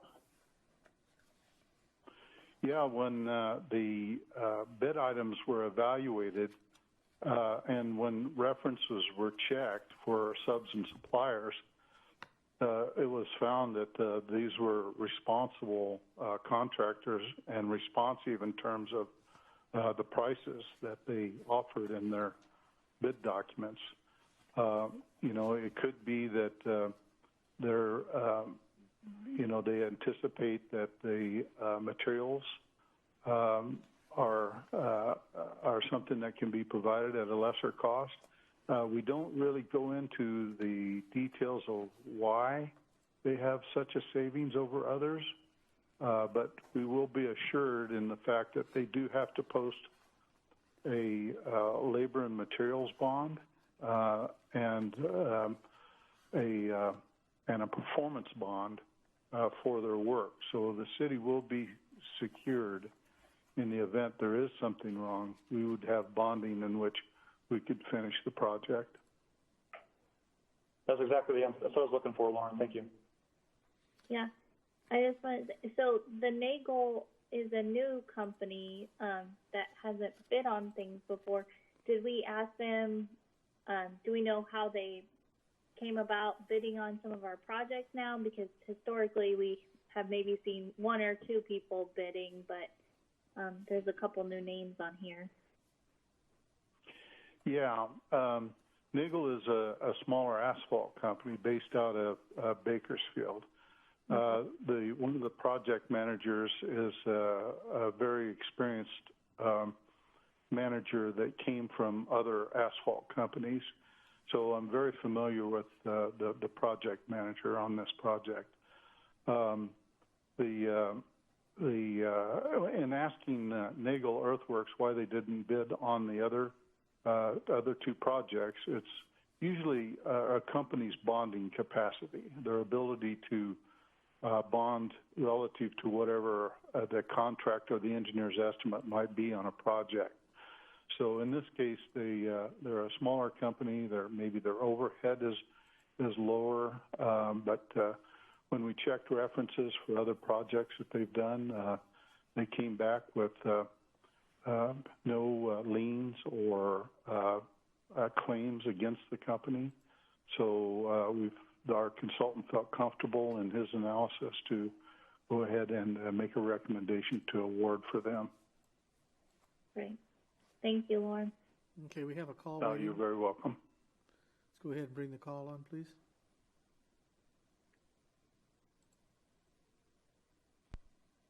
Okay, caller, you're on. Yes. Okay. Yes. You hear me? I can hear you. Okay. Again, declined to identify. I'd like to make an observation and ask a question on this particular item. There's been a lot of discussion here about how we're getting such a good price for this road construction. What has not been addressed is why are we doing this road construction right now?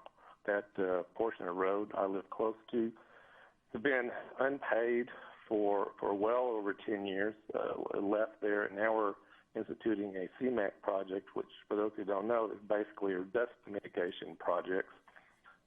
So that's been a dust hazard. But now, all of a sudden, that Indian Wells Valley construction starts a housing development right there and has frontage of its development on that road. Now we need to do a CMAQ project.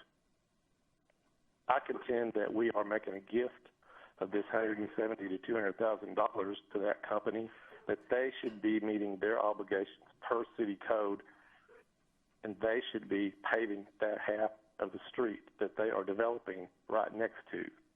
I've been in infrastructure committee meetings for 15 years, and that has always been the case when a development has been put in place. But now, all of a sudden, mysteriously, we need to use Measure V funds and get grants, which take a lot of city staff time, as I've been told, to obtain and pave this road. And it looks like basically we're paving it for Indian Wells Valley construction and making it a gift to them. So could somebody please explain why that is not the case and why city code does not require that company to pave that half of that road? Well, the answer is fairly simple. Staff in the city had applied for this grant before Mr. Rulin had submitted his plans for that development. So we were well ahead in this. The grant had already been approved, and it just didn't seem fair that we go back and dismiss the grant and make Mr. Rulin pay the money. This was already in play. Now, this is also going to refurbish the south half too, right? So it's not just staff.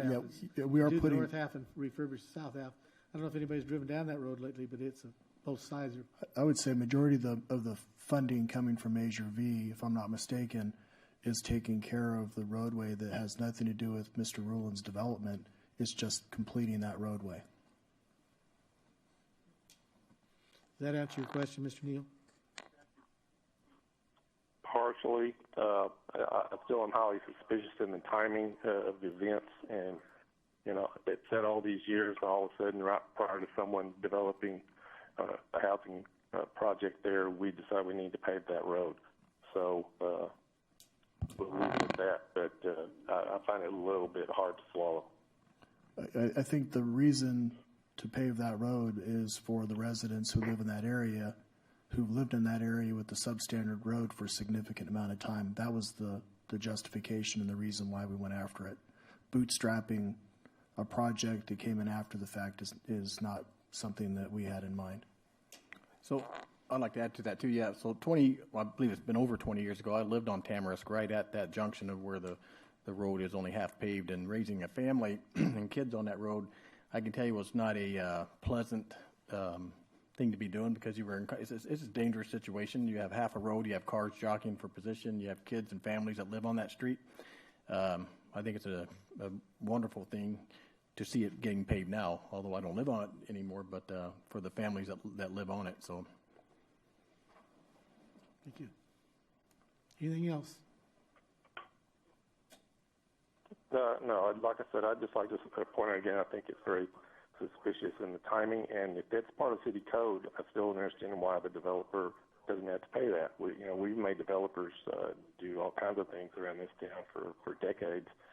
They didn't want to do, but it's part of city code, and he should. If it's part of the code that says he should develop it because he's putting in a project, then he should do that. And we need the Measure V money for other projects. Correct me if I'm wrong, but I think that the developer is paying for the curb, gutter, and sidewalk. Yes, that is correct. I think the curb, gutter, and sidewalk is mostly in already. Right, but what's needed is putting in. So, okay, any other discussion? Okay, then any more council comment? Ready for a vote? So move. Second. Mayor Breeden. Aye. Mr. Heyman? Aye. Mr. Maurer? Aye. Mr. Blades? Aye. Ms. Stevens? Aye. 5 ayes, motion carries. Did you want to take over or you want me to continue? Go ahead. Okay, item 7, accept the additive bid alternate for high tensile asphalt and geotexture interlayer materials, allocate Measure V funds for up to $105,967, which includes the city's local match for construction of $77,843. I just read the $77,843. Read the amount instead of the written amount, and up to $28,124 for a 5% construction contingency, and award a construction contract to Bowman Asphalt Inc. to construct and pave West Dolphin Avenue CMAQ project between South China Lake Boulevard and South College Heights Boulevard and South China Lake Boulevard in the amount of $562,480, and authorize the city manager Ronald Strand to execute the contract. Mr. Culp.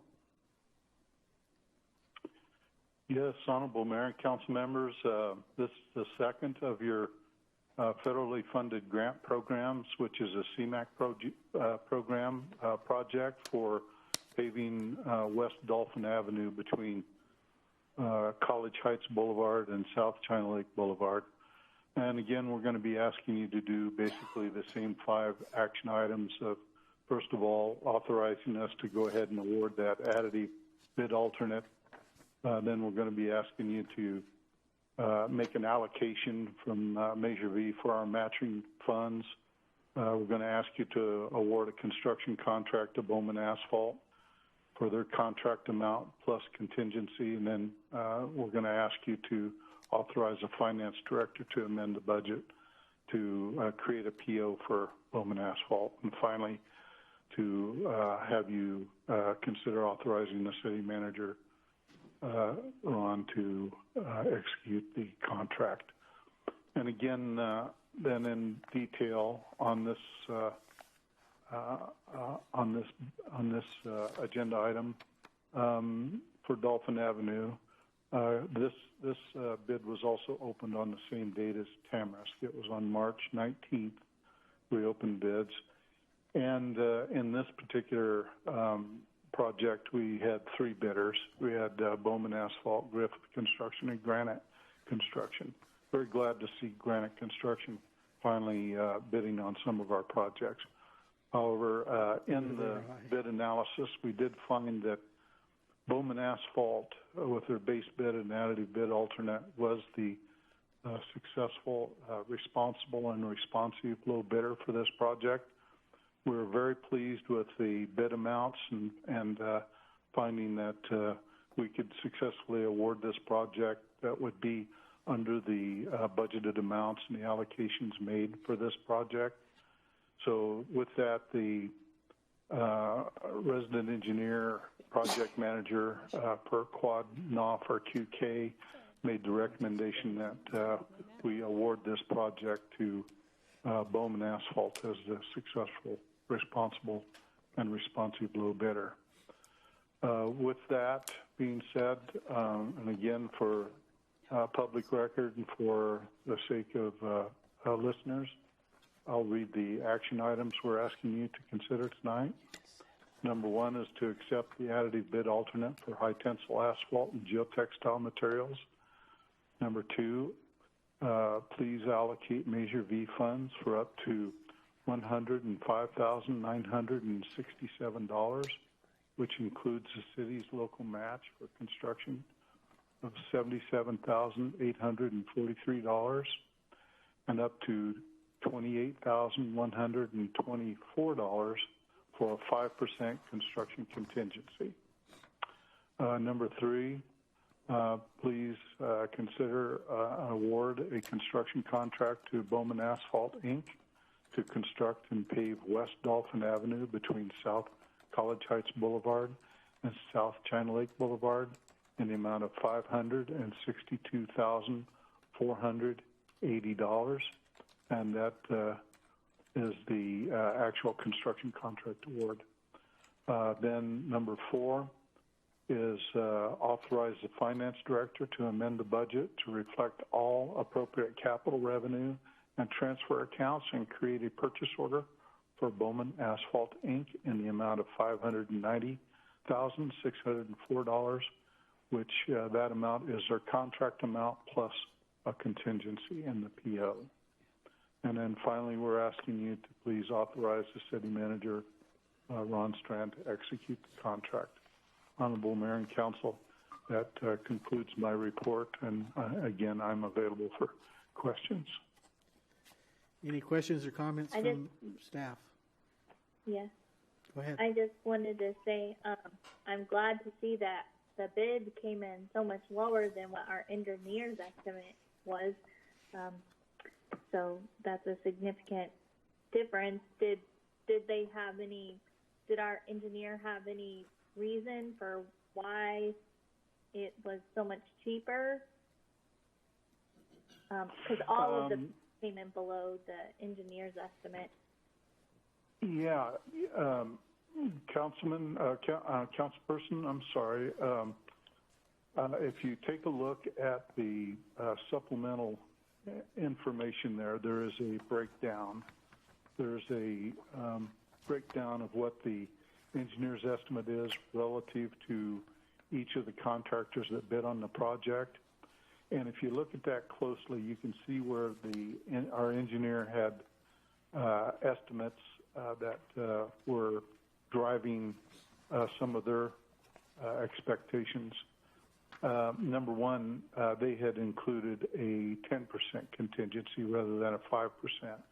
So there was about $35,000 there that was in excess.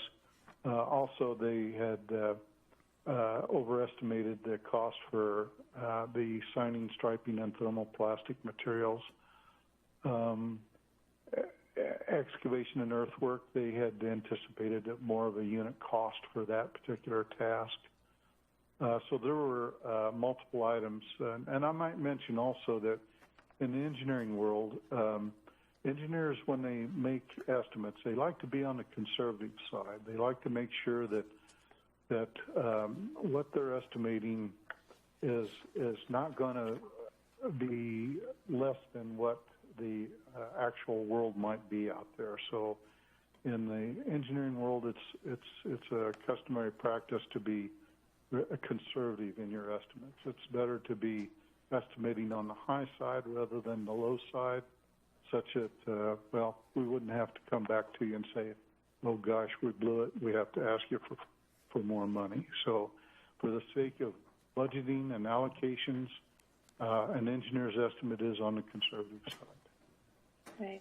Yeah, I just noticed this one, the engineer's estimate was higher, where the last one, it was kind of close to the low number. So, but I was glad that this is a more expensive project. So, thank you. Yes, you're very welcome. Bard Lauer. I think that Lauren and his team did two really good things. They got all the stuff out very early, so the contractors had a chance to put this in their system ahead of time. They also bundled all three projects out at the same time, within a week of each other. And this gave contractors, bigger contractors, a chance to come in and bid, and more contractors took interest because they'd all be here at the same time. So I think Lauren's team deserves an attaboy for taking care of those things. Thank you. Any other council comment or questions? So, I have a question. I guess mine might be more directed to the council as a whole and to the city manager on having just listened to our prior presentation from Poon Finance Audit Review. In today's current environment with the COVID-19 situation, one of his comments that stuck with me was one of the recommendations was saving cash, and I took that as being conservative. And so with these different agenda items that we have here, do you feel that we can afford it?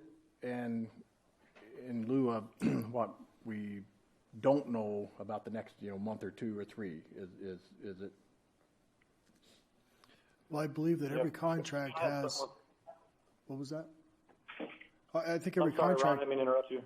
Yeah, I think every contract has a clause in it, force majeure, which I believe is you can cancel it under things outside of your control. I will say that we do have money in the budget for this. If we don't take advantage of it, somebody else will, because it is a significant amount of funding that is going towards this. It is Measure V that is towards the roads. I don't know if we're to the point where we want to take Measure V and put it towards general fund for finance or other expenditures. This is money that's specific for this area. We did hold back a significant amount of money last year for road projects that we did not do. Okay. So we are sitting okay. We are monitoring this, but to give this up at this point in time, especially since things aren't getting any worse or seem to be getting better, we are going to have a shortfall, but that shortfall is going to be there regardless, and we're going to lose a significant amount of federal funding if we give it up. Mm-hmm. No, I'm comfortable with doing it, but I'm not going to lie that I'm concerned with, not creating a shortfall for us, down the road, an unforeseen thing. And I just wanted to make sure everybody else is in the same agreement with it. But, we have other projects we have other projects that we can stop if we need to. Like I said, we do have a significant amount of excess Measure V. We do have an estimate of where we think we are at now if things reopen in June, what the effect may be. To be able to get this money back may be difficult. It's no different than what happened on Down Street. We lost it. It's never coming back. So we have to find other funding for it. So at this point in time, I'm comfortable that we can move forward. This is not a significant amount of money. Okay. Thank you. That answers my question.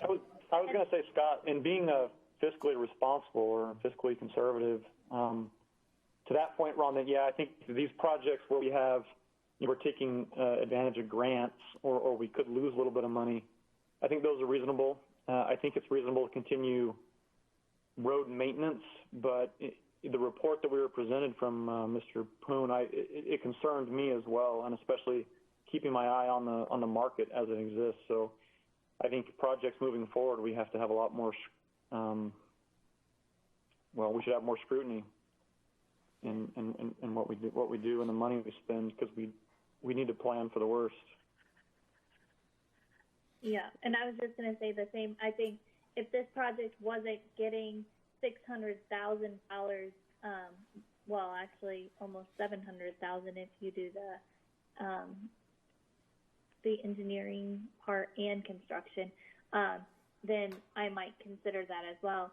But since they're getting that much in grant funding, it seems like with the smaller amount we're putting forward, it makes sense, because this maximizes our Measure V dollars.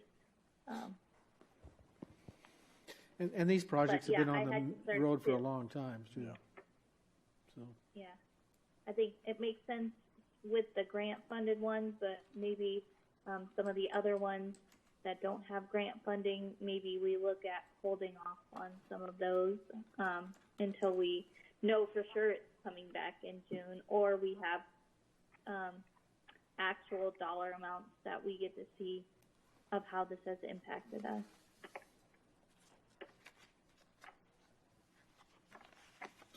Okay, I don't see any phone calls in, so ready for a motion? Yeah, I'd like a motion we approve. Second. Got 2 seconds. Mayor Breeden. Aye. Mr. Heyman. Aye. Mr. Maurer. Aye. Mr. Blades. Aye. Ms. Stevens. Aye. 5 ayes, motion carries. Next item is item 8, a resolution approving the program supplemental agreement number F044 with the State of California Department of Transportation under master agreement number 095385F15 that encumbers $89,519 of matching funds and authorizing City Manager Ron Strand to sign the program supplement agreement for the construction of West Dolphin Avenue from China Lake Boulevard to College Heights Boulevard. Mr. Cole. Yes, Honorable Mayor, council members, this is a procedural item that you have before you tonight, in which every time we have a federal grant program project, we get a program supplement agreement. This one just happens to be for our Dolphin Avenue CMAQ project. The amount is $89,519, which is something which you folks have already allocated through a resolution when we made application for these CMAQ, for this particular CMAQ project. So you've already authorized and told the state that we're good for this amount. So all this really amounts to is a specialized agreement. They call it a supplemental program supplemental agreement that just goes along with the project tonight. And again, this is just for our West Dolphin CMAQ project. I anticipate we'll receive another one for our Tamarisk project, which will be the matching fund amount that was in the staff report for the Tamarisk project. So with that, we're just simply asking you to approve a resolution. The action item is 3 items. Approve the program supplement agreement F044 with the State of California Department of Transportation under our master agreement number 09-5385F15. Number 2, authorize the finance director to amend the budget to reflect all appropriate expenditures, revenue, and transfer accounts. And then number 3, authorize city manager Ronald Strand to sign the program supplemental agreement number F044 for the construction of West Dolphin Avenue and China Lake Boulevard to College Heights Boulevard. That concludes my report. Thank you. Any council comment? Turn your mic towards you. There you go. Hearing none. Any phone in? Okay, ready for a motion? Motion to approve. Second. Second. Motion second. Okay. Mayor Breeden. Aye. Mr. Heyman. Aye. Mr. Maurer. Aye. Mr. Blades. Aye. Ms. Stevens. Aye. 5 ayes, motion carries. Okay, the last item from Mr. Culp is item 9, accept the additive bid alternate for concrete curb, gutter, and sidewalk, and allocate it up to $81,514 from Measure V, and award a construction contract to Griffin Construction Company to reconstruct and pave the west side of South Down Street between West Ridgecrest Boulevard and West Upjohn Avenue in the amount of $1,642,642, and authorize the city manager, Ron Strand, to execute the contract. Mr. Culp. Yes, Honorable Mayor, Council members, I'm very pleased to be presenting this one to you tonight. This has been a long time coming, a lot of history, and this has been a labor of love here to finally be able to present you with bid results and seek your approval for awarding a construction contract for this. As you know, this is the last segment of Downs. It's the only segment of Downs that hasn't got complete roadway improvements to it. And we've fought a long, hard road with Southern California Edison to get transmission and distribution poles moved, and they are actually doing that now. They've successfully moved their transmission poles, and actively they're pulling wire for their distribution poles, as well as they have their civil underground crew that's taking care of any of their underground facilities. So Edison's on the move to get out of our way such that we can go ahead with our construction of the west side and complete the entire Down Street corridor. This is I can't tell you how happy I am to be presenting this to you tonight. And again, this will only have 5 action items for you, and I don't need to reiterate, but in this particular project, we again had this out to bid the same time in which we had our Tamarisk and Dolphin project, in which we, in this case, had 4 bidders. We were very glad to see Sully Miller finally come in and throw a bid at us for the project.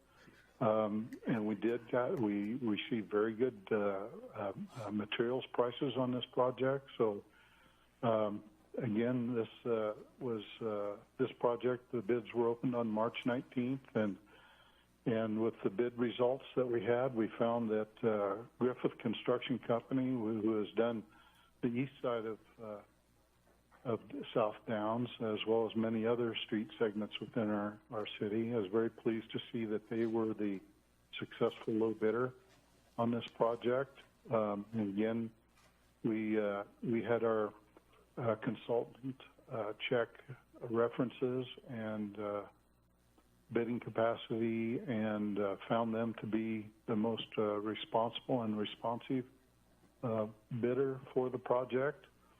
The project will be funded. First money will be the traffic impact fees, and as backfill for the project, we're asking for an allocation out of Measure V to backfill the project to make it complete. So what we're asking you to consider tonight is, again, 5 items for you tonight. Number 1, accept the bid items. Additive alternate Schedule B for concrete curb and gutter, sidewalk, rapid flashing beacons at school crosswalk, speed feedback signs, and terracotta-colored stamped concrete in the center median in the amount of $215,215. We're asking you to backfill the project to allocate up to $81,514 of Measure V funding to the project. We're asking you to award a construction contract to Griffith Construction Company to reconstruct and pave the west side of South Downs between West Ridgecrest Boulevard and West Upjohn Avenue in the amount of $1,642,642. that would be just the contract amount. Next, we're asking you to authorize the finance director to amend the budget to reflect all appropriate capital revenue and transfer accounts and create a PO order for Griffith Construction Company in the contract amount of $1,749,382, which is the contract amount plus a 5% contingency. And then finally, we're asking you to please authorize the city manager, Ron Strand, to execute the contract. Honorable Mayor, council members, it gives me great pleasure to present this to you tonight, and I am available for any and all questions. Any questions or comments from the council? Yeah, sorry to interrupt you, Mike. Yeah, I have a few questions, Lauren. The first is with the large number there, the money that comes from the impact fees, can that only be used specifically to build roads? And I mean that as in,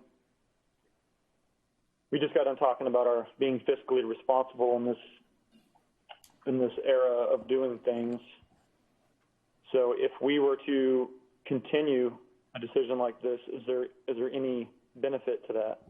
I can answer that question. Impact fees are collected through new construction for the impact that we have on our arterials. It's based upon a study that the council approved several years ago. So the answer is that we can use none of this money for general fund purposes, only for this purpose, which would be one of the approved items, which would be improving arterials. So if we held it back, it would be for nothing. We couldn't use it for anything else other than this. It cannot be used for street maintenance. It has to be used for widening streets, making the streets more effective for further traffic. I see the optics of this, but this has been a 30-year project that's coming to a conclusion that we've got some good bids on. And this is the money that's collected from builders for this specific purpose, to improve arterials.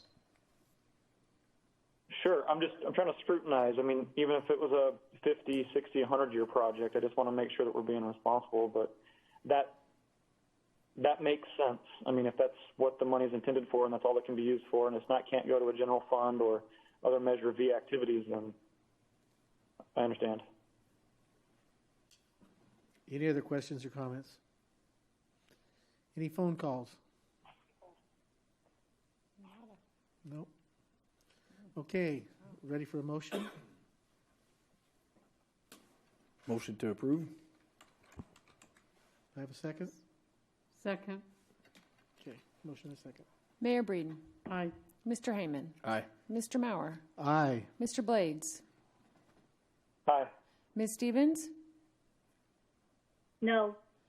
We have 4 ayes, 1 no with Ms. Stevens. Motion does carry. Thank you. Going into item 10, Mayor Breeden, I'd like to just turn that over to you. I got to leave for a minute. Okay. Thank you.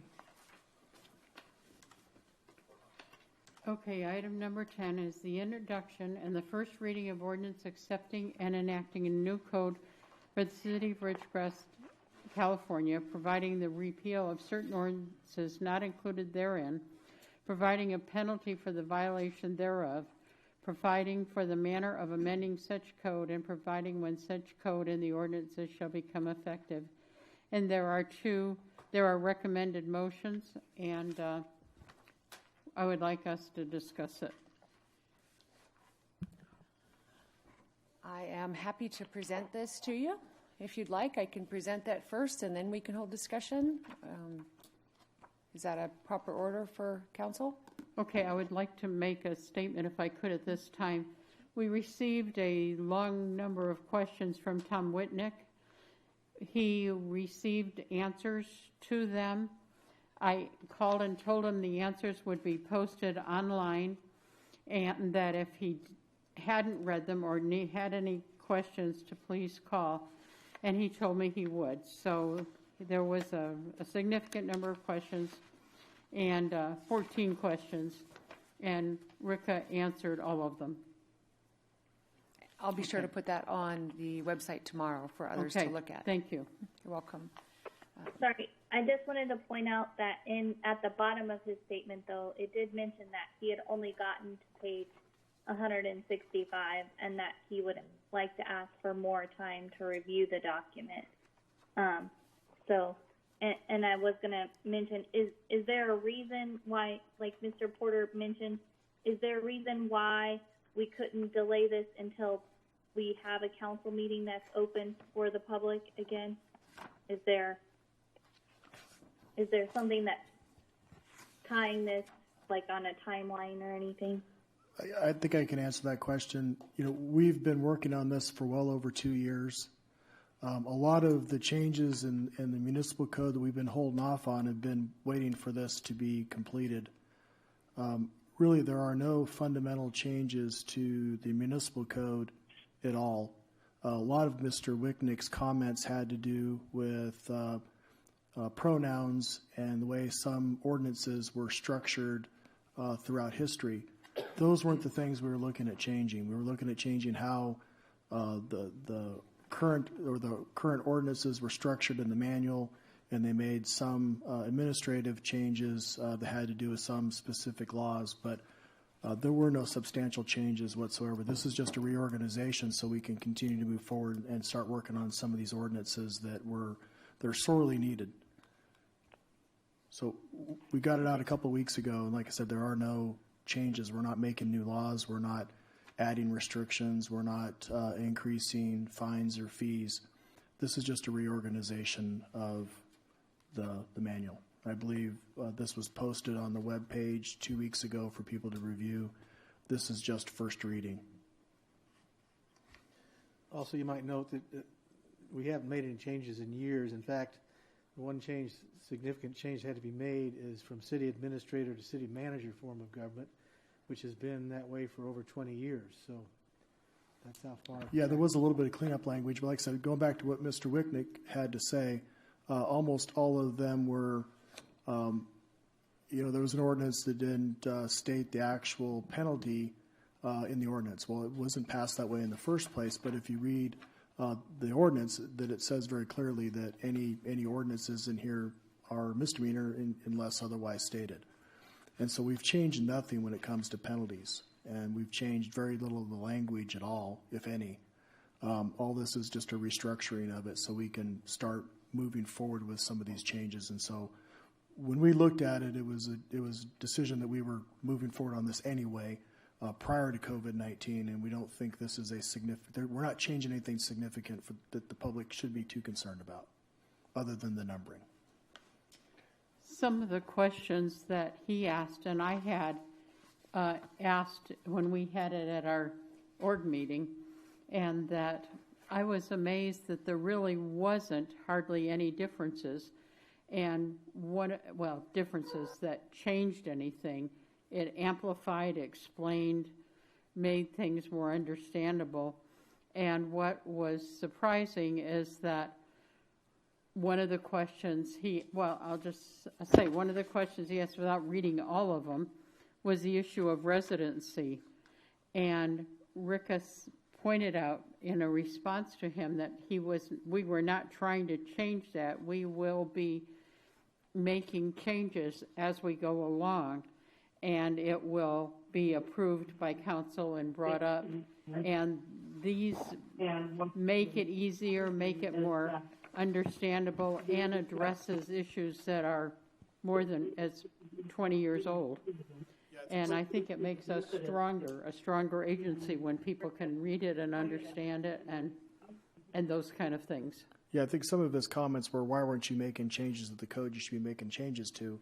And the answer that Rick provided is that that's not the intent to change the ordinances. The intent is to restructure it so then we have a new code in place to start making the changes that go through the whole public notice process.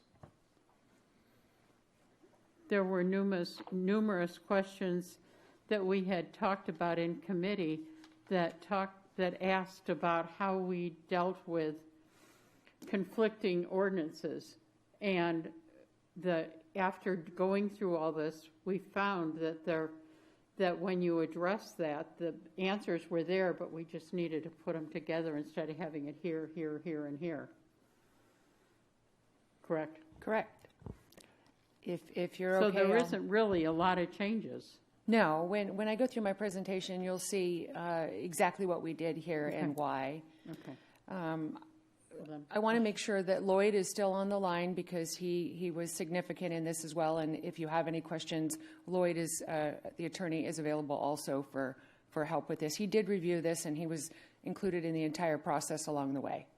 Just so you're aware. So, yeah, I have a question. I have a question, Rika, but I'll wait for you to get to your presentation. Okay. This is Lloyd, and I am on the line. Thank you. So for a little bit of history, I want to let you know that I've been working on this since 2017. It's been a long process. It's something that's very much needed by the city. Our code has never been recodified since it was put into existence. I originally took this to City Org, and just so that you are aware how many times this has been put out to the public, I wanted to state this.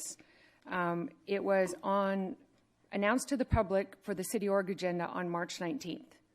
It was heard at the City Org meeting on March 23rd, and they approved it to be presented to the council.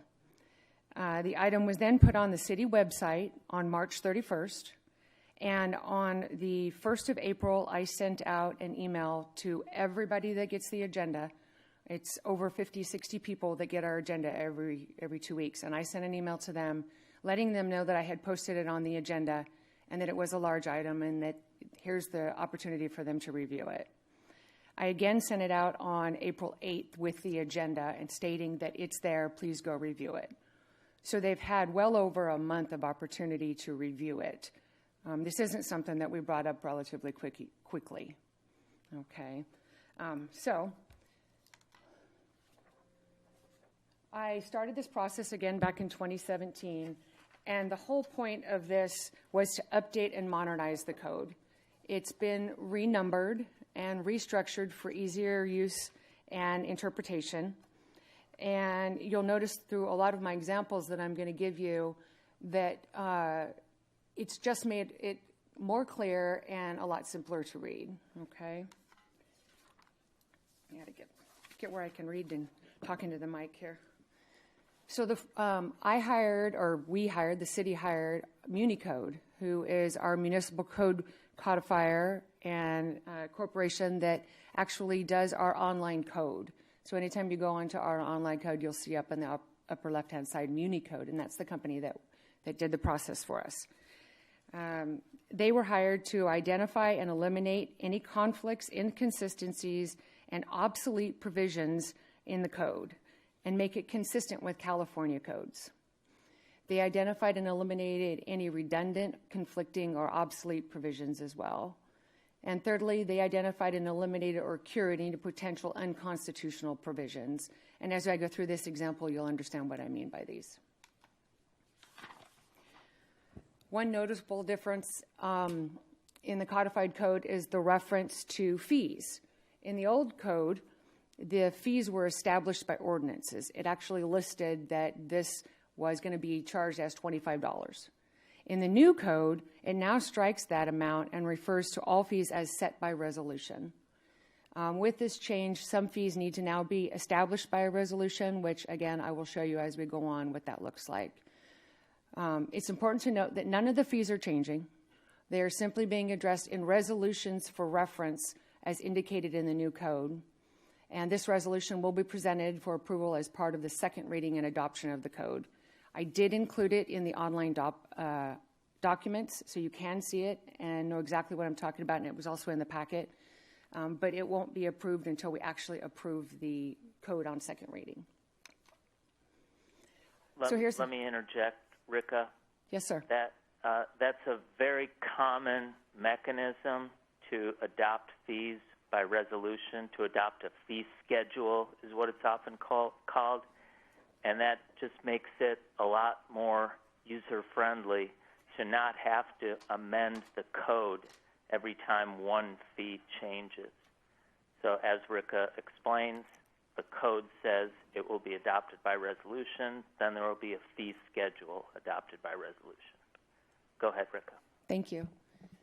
So you can see by an example here exactly what we were talking about. In section 2.28, the filing fee for processing nomination papers, it previously referenced section 22843. Well, the elections code has been updated and recodified itself, and now the section that's referenced is section 10228. So it's changing to reflect the current code now. That's one of the substantive changes that was made in the recodification. Additionally, you can see where it said before a filing fee of $25, where now it's going to say it's set by resolution. So that if we ever decide to raise that fee, all we have to do is pass a resolution, not do the whole ordinance 2-reading process. Oops, excuse me. Another example is the direct reference to specific guidelines in section 2. Go ahead, Lindsay. Sorry, I want to, on that last slide, so to me, changing it from, it's been set before saying $25, but now we're changing it to a resolution. I thought we weren't making changes like those types of things. We were just making things current. Is that so? So what we're doing... If I may, I think Rika is saying the fee is not changing. Correct. But the way that a fee can be set, that's the change. And it's to make it more, like I say, it's very common to have fee schedules set by resolution. It's a cumbersome process to amend the code for every time an application fee changes. Does that answer your question, Lindsay? Yeah, it just still seemed like I thought we had said we weren't making changes, and so it seems like this is making a change, even though it technically, I guess, may still be $25. It possibly could not be. So does that mean that we have to adopt a resolution each time? Each time you want to change the fee, you would adopt a new resolution stating the fee, rather than change the code by ordinance. And as I stated in the documents that were online and in the agenda packet, you can see the sample resolution. I put that there, and it's noted in there that the fee is still $25. It has not changed. Okay.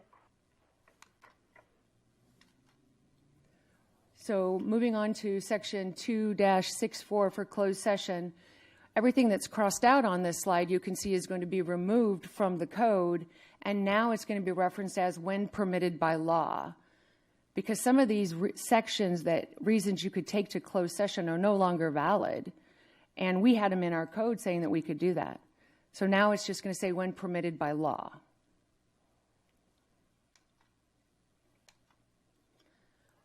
The biggest change that I see, and this was referenced by Mr. Maurer, is the direct reference to the title of city administrator versus city manager.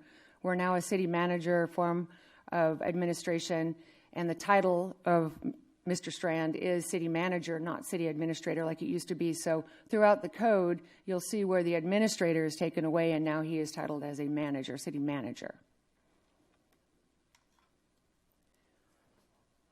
Next example is in section 2-211, the Constructions Appeal Board.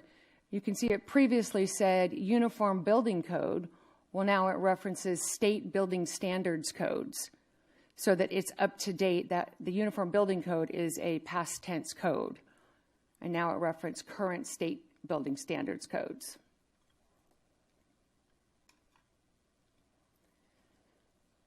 Key notes. The MuniCode was MuniCode was the company that took it on.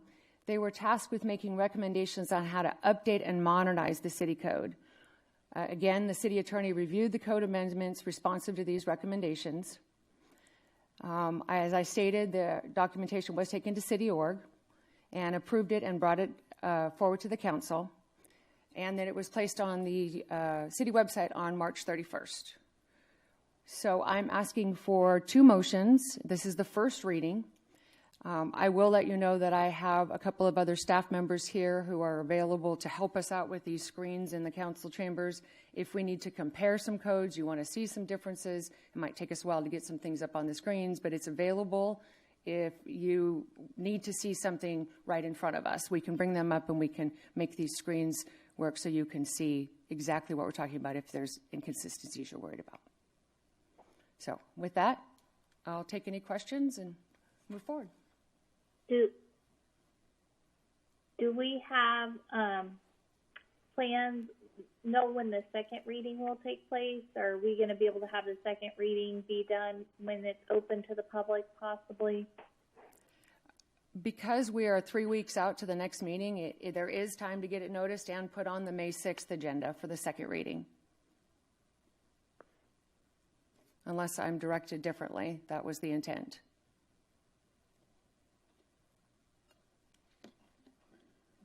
Considering we've had Ron, 2 weeks. When is the date that the stay-at-home restrictions supposed to be lifted, Ron?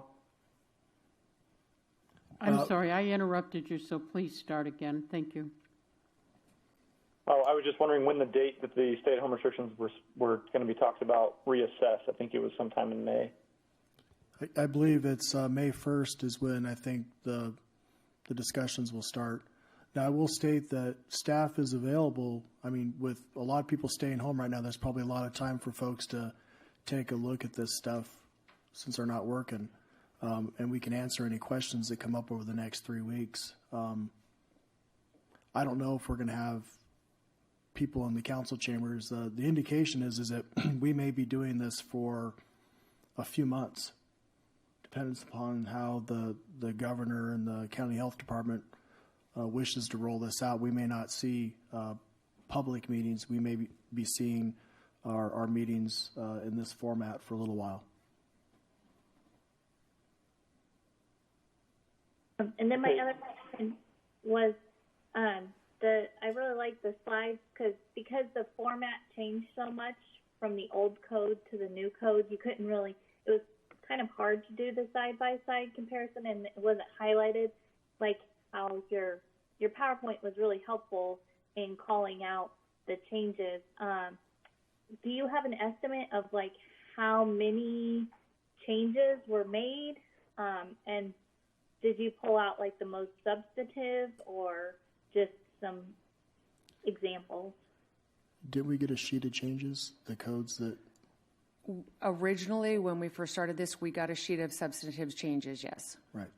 I don't know the count off the top of my head. May I interject? This is Lloyd. The new code will have or has a table comparing sections. So it says, correct me if I'm wrong, Ricka, but I recall this was in there, that it says it's a table with old section, side-by-side, new section, the numbers. So it does not call out every change, but it would allow someone to pull up the old and the new and know exactly where to look to find the comparison. Okay. Can we have access to that list of the substantive changes? Yes, I can get that to you. Yeah, Ms. Stevens, if you look in the... And could we possibly post that online too, so that then if the citizens want to look at the ones that were the bigger changes, they can look those up? Thanks. Ron, you started to say something? Yeah, if you look at the new sections at the bottom, you can see where we list the old municipal code. For example, in the new code, section 2-107, if you look at the bottom of it, it'll state what the old code was. It was 2-4.101, and it states the originating ordinance, as well as it adds additional information regarding a state law reference. So it actually adds a little bit more information on the origin of this. So if somebody's going through and they read a section and they go, well, I wonder how many changes they made on that, you can actually go back to our current ordinance and actually look at it and do a side-by-side comparison, like under 2-89. You can see at the bottom where it says Code 1980 2-8.103, and it was originated from Ordinance 96-03. So it looks lists like page 423 is the comparison table. And that's where it starts, anyways.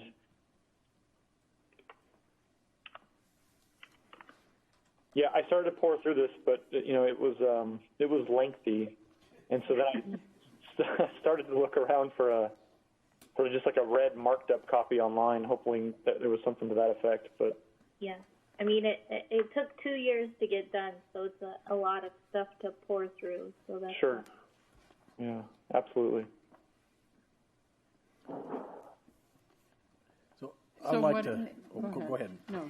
Well, I just wanted to commend Attorney Pilchin and our city clerk, Ms. Charlon, for their hard work in doing this and seeing it through, because I'm with Councilman Blades. I had talked with Mr. Wicknick earlier and some of his concerns about this, and I had read through it, and it was a challenge to get from the start to the finish of it. And so for those that were working on it, I commend you. Thank you. In the answers that Mr. Wicknick had brought up, I think they're sufficiently answered. And overall, I'm in agreement with what you have up to this point. So there is a code comparative table in the table of contents. So if you have an old code that you want to see what compared to where it is now, it's there. Do you have one that you can show that is representative of what you did? No, we do. A red line version, no, we don't have that. No, I mean, but you were going to compare what the code said and what the code you wanted to make the changes to, or... If you had a specific section that you wanted to call out, we could bring it up and show you the changes that was made, like I did up here. Here in the table of contents. No. Okay. No, there's not a lined out version in what you're... Yeah, I got that. Yeah. I got that. But the references to the changes are in the table. Yes. Yes. Yeah. They reference the old code so that you can see what it said. What's the direction of council? I think putting up that list of the substantive changes will be good, and maybe that will put some people's minds at ease to know that where they can look at and hone in on just the ones that they feel like may have been significantly changed.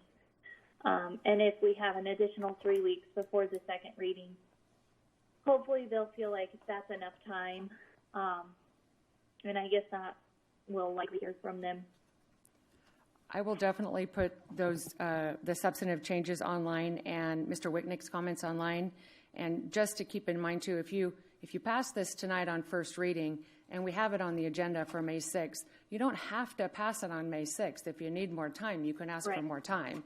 Right. So by doing it tonight, nothing is set in stone. Okay, we have a caller. Thank you. Caller, please identify yourself and ask the questions or concerns. Ronald Porter. I just did. Yes, sir, please speak. Well, first off, this particular item on the agenda is in violation of the California Constitution. You cannot put two mixed items on the agenda. Number two is the resolution is premature. It can't be put on before this is passed. It's not. You can't have two mixed items. But most important here, it's unconstitutional because this document, the ordinance you're trying to put in there is unconstitutionally vague.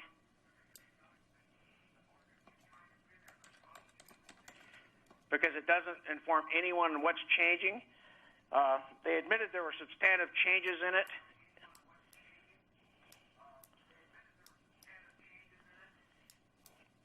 And in the law, words matter. To be compliant with the California Constitution,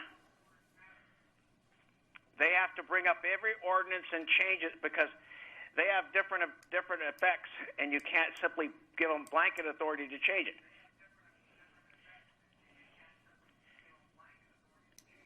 even when the California reorganized into their codes, they didn't change the language. They just simply organized their fashion and way they were put forth.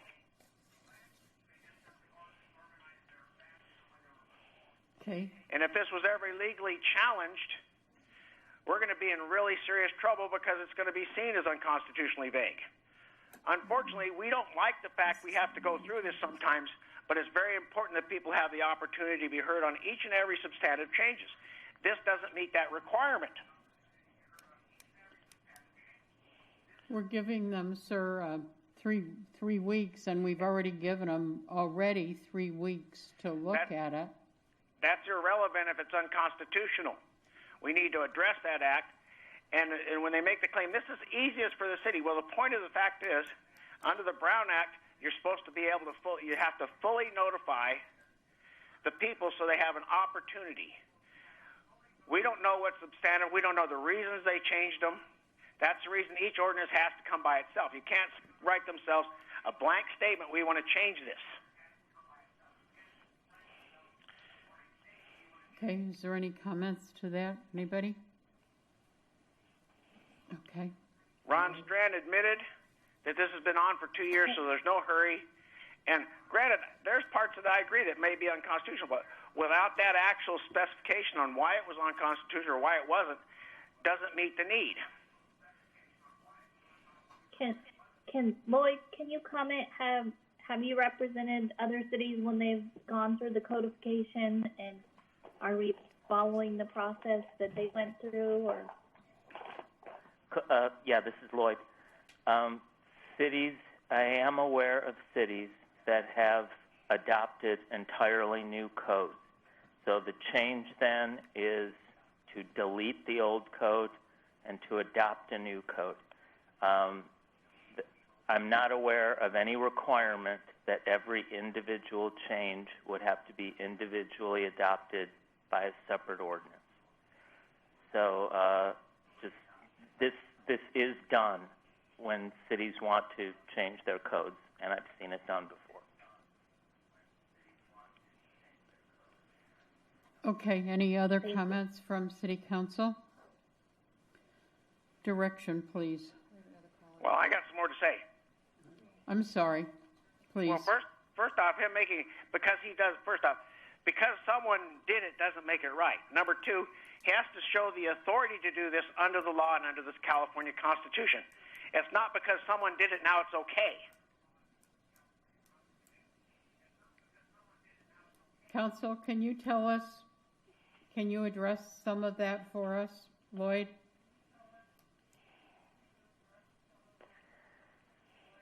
Well, let's see. I'm not sure where to begin on that. If the council wants me to advise on on whether something is defensible, maybe we should talk about that in closed session. But no, I do not have the case citations in front of me about deleting an old code and adopting a new code as one action. I don't have a case to give you for that. Okay. As far as you're concerned, Lloyd, this is Kyle.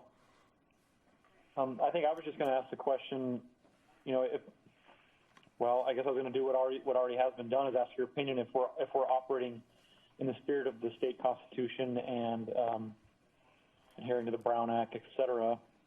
And I know it has been done. You said that. Do we need to continue this so next city council meeting we can say definitively that we are not in any sort of violation? Other council members chime in as well, but I'm just asking for your opinion here, Lloyd. Yeah, you bet, council member. This seems very, appropriate to me. So I see nothing that concerns me about this action. This is a adoption of a code, and this is done by ordinance, and it's done by a first reading and a second reading. I don't see anything that concerns me that would cause me to recommend that it be delayed. I just see nothing wrong with this at all. And I'd like to point out, too, this is Rika, that the Municode, the company that we hired, has done this for years, and they're a vendor at our conferences along with other entities and companies that do this type of work. And the ordinance itself was a template from them and reviewed by the city attorney, and it's a standard ordinance that is approved every time that they have ever done one of these. And they've been in business for quite a long time. Okay, I'd like to. I got some more comments. Googling. Please let council finish. Council. I was just spending some time trying to research really fast, and I see, like for example, Chino Hills, California. It says their codification is completed quarterly. So since I had another question, since we seen that, and made me wonder, since we haven't done this basically since it's been adopted, are we going to try to? I don't know about needing to do it quarterly, but maybe annually go through so it's not such a big undertaking, where it takes 2 years to rectify. Maybe if we kind of stay on top of it, it won't be such a big task next time. Absolutely. Yeah, go ahead. And then, okay. And then I can't find anything quickly except for seeing that cities do codify their code regularly on here, but I can't quickly find where it says that. We were way behind. In fact, one of the frustrating parts about my job is that how far we're behind in almost everything. This has been something we've really been wanting to get on because we have so many codes out there that we need to update that are not in conformance with the law that we need to update. And so we need to, I know that there's a skepticism that we're sneaking something in this ordinance change that's going to have a substantive change that's going to change something. That's not the case. The case is to move this forward so we can start making the changes. And yes, we should as a city on a continual basis be updating this, at least on a quarterly basis. I know Bakersfield does reviews every month to keep theirs up to date. And we need to get our code to where it needs to be. I mean, we're having issues with development. As you well know, there's some changes that need to be made in that staff, has been chugging along. We've been having the infrastructure committee, even council sometimes, requesting these changes to make it more developer friendly. And we're waiting to get this thing done so we can move forward on those actions. So that's where we're at. Okay. Wait a minute, Ron. Do you want to let Ron have his say, or you want to go and then have his say? Madam Mayor, remember he has 5 minutes to make a comment. Still has a minute and a half. Right. And there are people. All right. Please, Ron, make your comment. Oh, seriously. Well, first off, it's up to council how long I can spend commenting. But this is very important. Mr. Strand just admitted that there's substantive changes in it when they're changing the fee schedule. They're not changing. Which is completely identified. We're not changing fees. Mr. Porter, I apologize. That's incorrect. We are not changing. No. You misunderstood what I said. You're making substantive changes in the ordinance so that you can approve it by resolution rather than by changing the ordinance. That is a substantive change, and has a great impact on the people and their ability to address things in the future. You've admitted that this is unconstitutionally vague. Write that statement.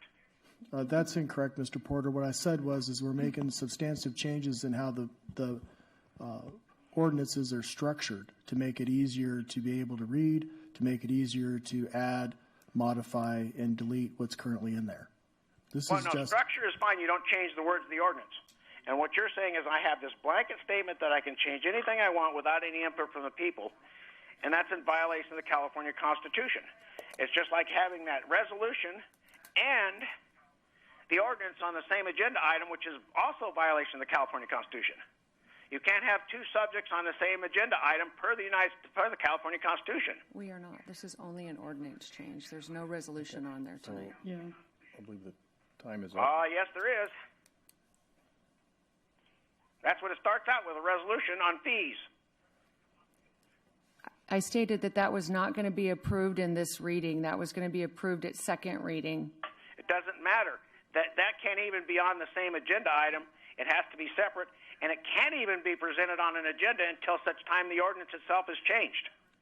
I'll take that into consideration when we put it on for second reading, sir. Thank you. No, the second reading doesn't matter. You can't correct a bad deed now.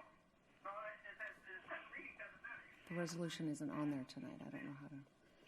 All right, what's the direction from the city council? We need to go to the next caller. Oh, I'm sorry. Is there other people there? Mr. Porter, are you still online? Yes, I am, and I request additional time. Gary needs to know whether to hang him up or remove him. Okay, we have gone through the 5 minutes, There's other people waiting still, I would say. and there are others. Well, I don't know if the 5 minutes not, because you talked, I talked. But the point is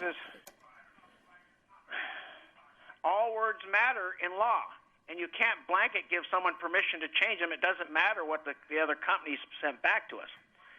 One word can change the meaning of a law, and no one has time to go through this entire thing and try and argue it in 5 minutes. This needs to be done properly and change each ordinance per se, and you can change the format without changing the text, but each one has to be done. Just because the government failed to do it in a timely fashion doesn't deny the people their rights. Okay. I concur. I think it's time we move on to the Thank next you, caller. Mr. Porter. Well, I have one more thing, and I'm going to say it. Sir, we have... Yes, but the thing is, the government's benefit, the point of this is it's the people's benefit, not the government's benefit. Okay. Thank And you, you're sir. saying the government's benefits more. The government works for us. Okay, thank you, Yeah. sir. Next There we caller, go. please.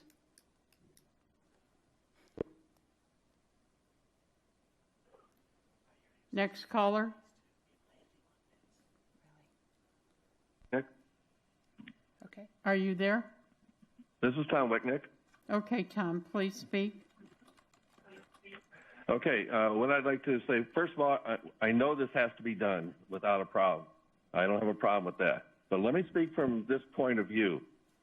I spent 2 years having to enforce this municipal code as a volunteer in the police department under the supervision of then Chief Strand and Captain Wheeler. And we had constant problems with this code when it came to enforcement as somebody that had to actually use this code, not just read it. Okay, so here's where I'm coming from. According to the presentation, the following was performed by Municode: identification and elimination of conflicts, inconsistencies, and obsolete provisions. Identification and elimination of obsolete, redundant, conflicting, or obsolete provisions. Identification and elimination of potentially unconstitutional provisions. Okay, let's use one of my questions for my example. If you have my questions in front of you, number 9. Which number, sir? Number 9. My question number 9. Thank you. Okay, this said, my question was, Section 7-382, para G and H.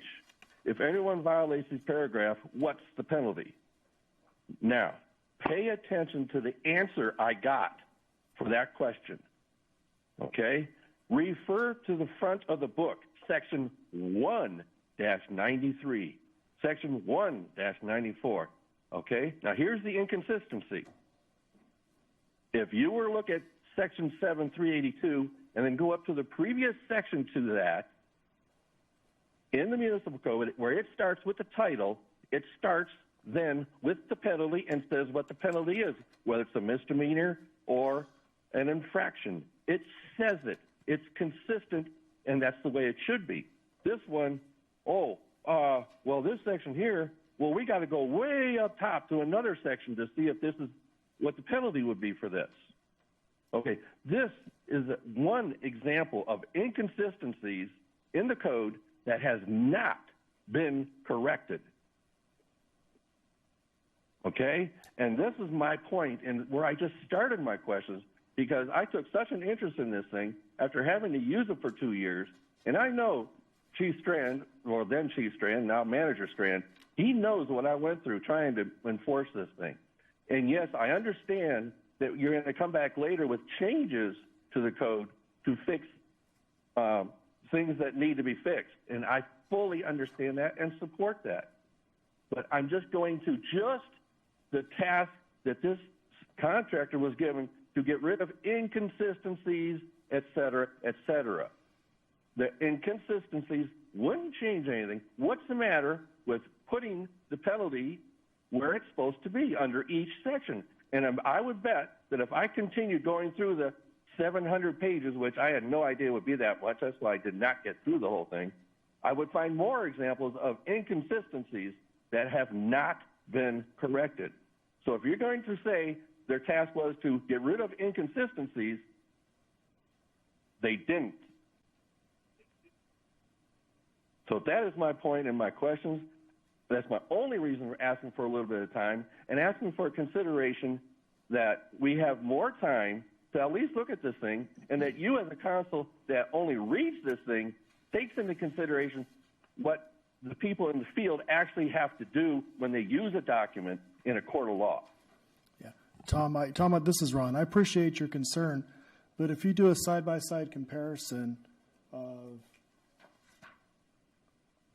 7-382 versus the previously listed number 3-5.703, you're going to look at it and see that there's nothing changed in that whatsoever. And I agree with you. There are sections in the municipal code that states that it is a misdemeanor or it's an infraction, because what that does is that as the councils approve each ordinance, they have the discretion of what they want to do. Now, if there's no description of what it is, then it defaults to a misdemeanor. Because there are times in the code where it will say that it's an infraction, the first two violations, and a misdemeanor on the third, because council at the time had deliberations and decided that they wanted the penalties to be that way. So the way this is structured is if it's not listed and it's a violation, it's a misdemeanor. If it's an infraction, it has to be listed. So I do agree that, in a perfect world, it'd be listed in every one, but you're adding a lot of language. But there was no change in this whatsoever. Okay. We are trying to get this set, and I think the primary purpose for this was to get it recodified, so we get it restructured, so we could start making these changes. If we start going through every code section and adding and deleting things that people want, we're still going to be working on this 10 years from now. Our goal is to, if you ask me, if you violate that section, if you ask me as the former chief what that violates, I can tell you exactly what it is, because I've read the code previously that says anything in here is a misdemeanor unless otherwise stated. So I get where you're coming from, but that's not the amount of detail that we need to be getting into at this point in time. Like I said, you can compare both of them, and I just did on my phone. What's listed in the new code is exactly the same as the old code that was approved by council. Okay, and I don't disagree with what you're saying. My point is that there are areas in the municipal code that are very clear. In other words, let me portray it this way. A topic, then you have a who, what, where, when, and why.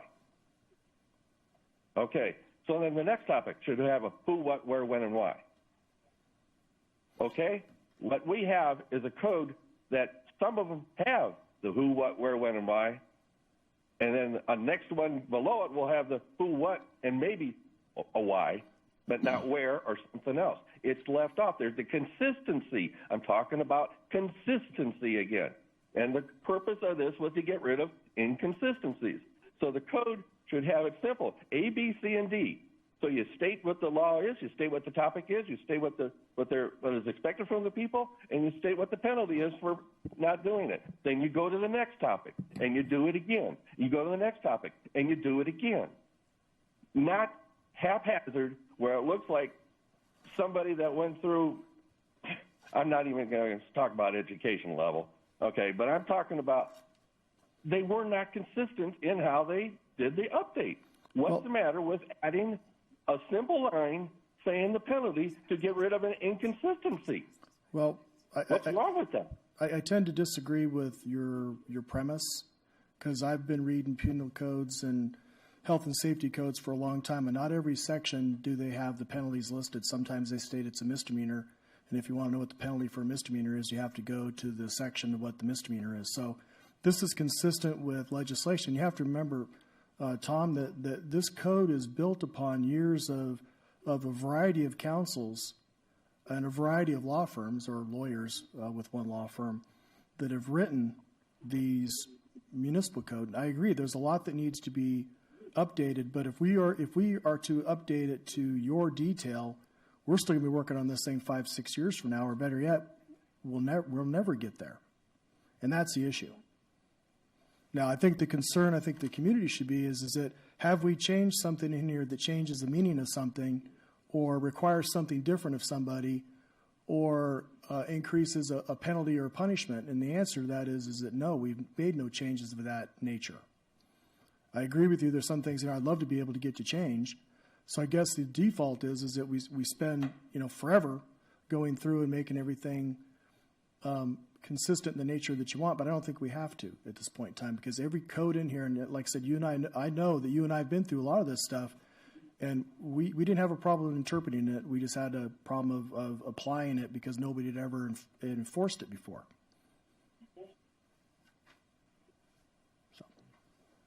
Well, far be it from me to say that I would know reading the penal code better than you as a past chief of police, that's for sure.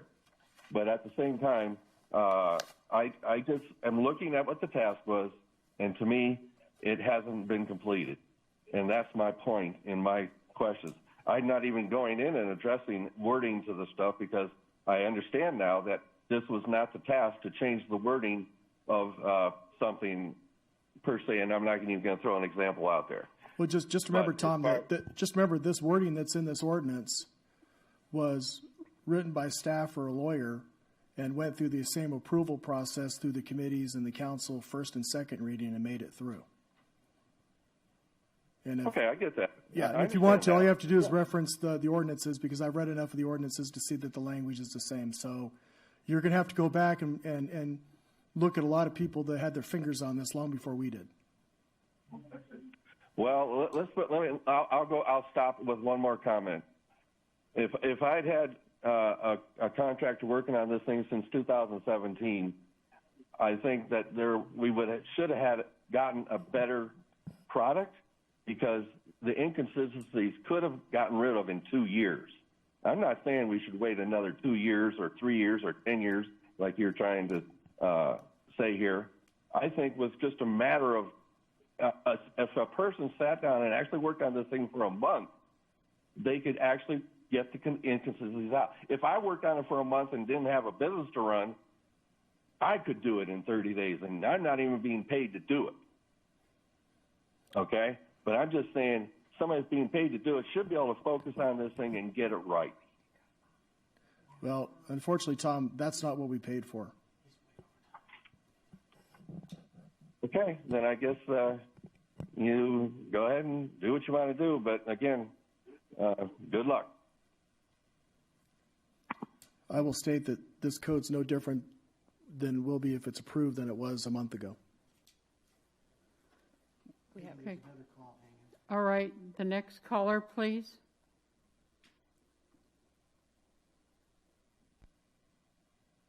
Yes, hello. Please identify yourself and address your issues. Yes, once again, per Brown Act, decline to identify. I would like to state that the prior two callers has stating some very concerning points about this whole thing, and they both came from a different angle, but they both talked about some things that they really need to be considered seriously. Those little facts that have come out in the discussion, like we have 700 pages of code that we're changing here, that we have identified substantive changes, which obviously need to be looked at and in many cases probably discussed and debated in open session. My suggestion on this one is, due to the volume of what there is to change, it seems foolish to make the change in one broad brush sweep.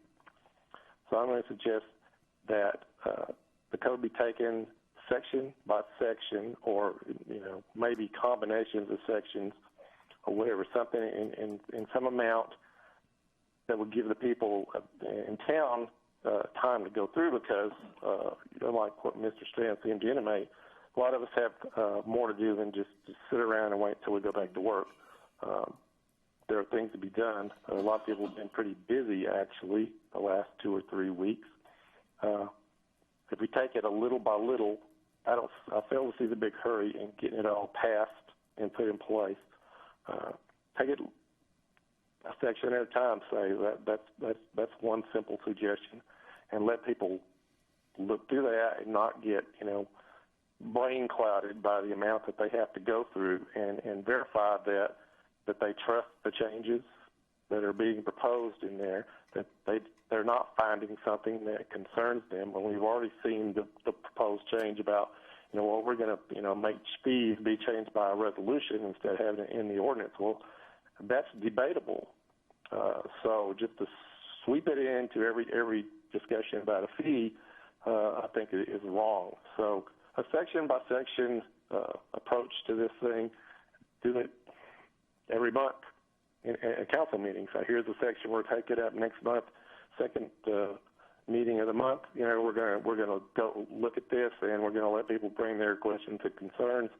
And you don't even have to get like 100% through it. If you feel like you're 85% there in a particular section, and the other 15 is stuff that's not real important kind of stuff, you could say we'll change it, and then we'll flag it to revisit to get all the little details taken care of later on. I think what you just heard from Mr. Whitnich points out the need for this, and I'll just quote you a little bit of wisdom I heard from my old machinist years ago, who said, if you don't have time to do it right, when are you going to have time to go back and fix it?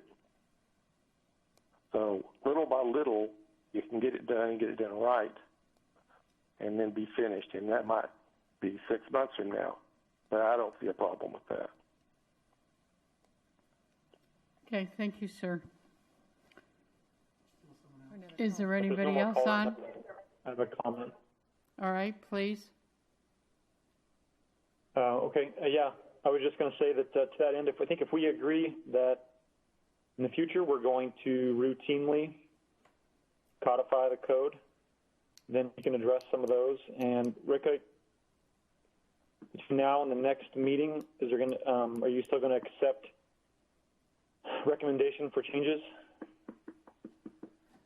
I'm going to defer that answer to Mr. Strand. Yeah, I don't think we're looking at changing any codes that are currently in existence. I think we. No, I know, and you've said that ad nauseum, and I take your full meaning. I was just thinking, we took comments. Are we willing to answer questions? Absolutely. Are we willing to, if somebody has a concern about something, being able to answer it and post it online? Yeah, we can.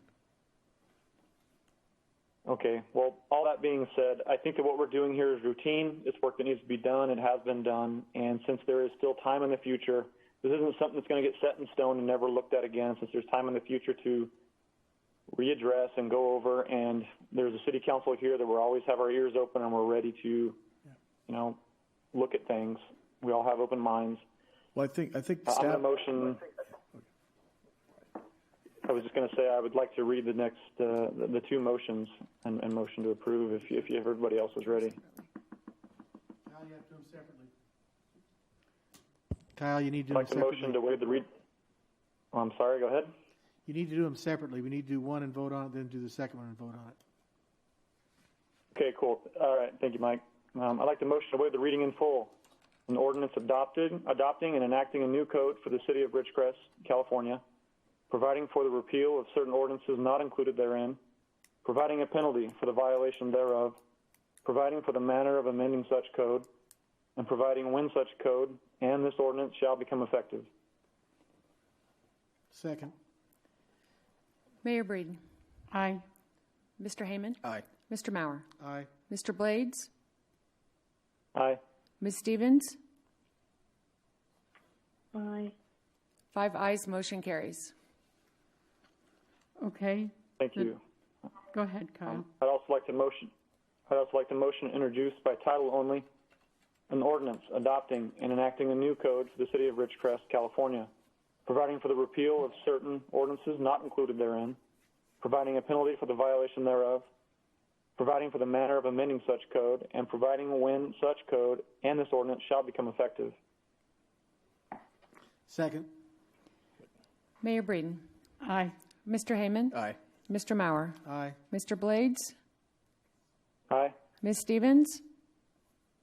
Aye. 5 ayes, motion carries. Thank you. Okay, thank you all. All right, the next item is committee reports.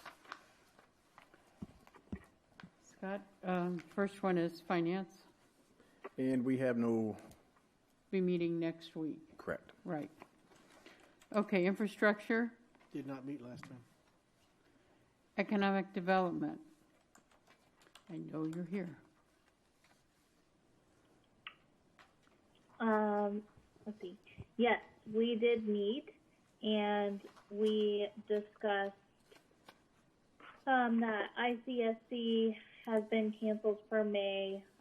We talked about Buxton gave us their initial matches, and that they we could replace some of those. So we were going to give suggestions on which ones should be replaced.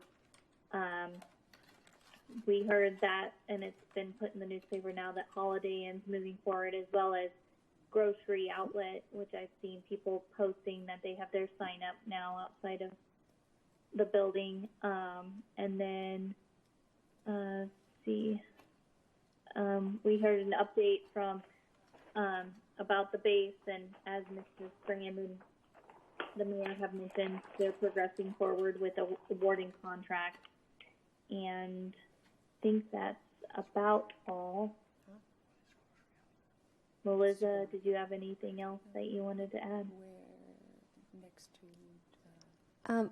Just that Panda Express is also added onto that list, that they are moving forward as well. Yeah. Panda Express was, they're doing a lot line adjustment for going in front of Walmart. Okay, anything else on that? Okay, Parks, Rec, and Quality of Life? Did not meet. Okay, Melissa. Madam Mayor, members of the City Council, I have a fairly extensive RACVB update just to address everything that's happening. During the month of March, before everything, social media was at an all-time high, especially because Lady Gaga's music video, Stupid Love, garnered nearly 200,000 people, and nearly 1,000 people just shared it on Facebook alone when it came to the RACVB's social media specifically. And then as we move on to the COVID impact, the RACVB quickly shifted into sharing information from credible sources. They're reluctant to share information when it comes to the science due to the fact that they're not necessarily a scientific resource, but they want to direct people to the right places where they can educate themselves on that.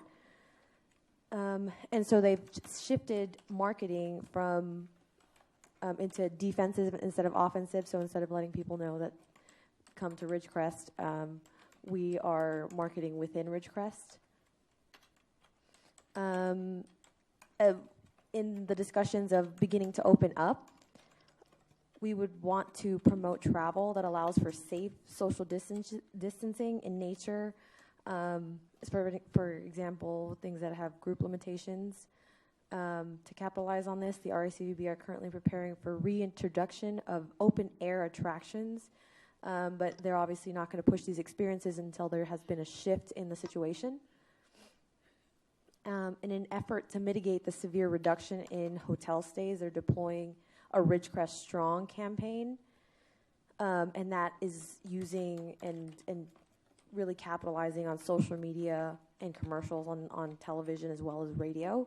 And this is to remind Ridgecrest residents that the local hotels are a great resource for protecting seniors and other vulnerable residents, for example, medical staff who might be concerned about going home and possibly infecting their families and those in that work environment. The hotels have initiated protocols as recommended by the CDC and by Ridgecrest Regional, and this keeps all guests and hotel workers safe. On the point of the California Welcome Center for Ridgecrest, they are planning they're continuing on the planning side. They've contacted the governing body, which is Visit California. That's the overall organization that runs welcome centers in California.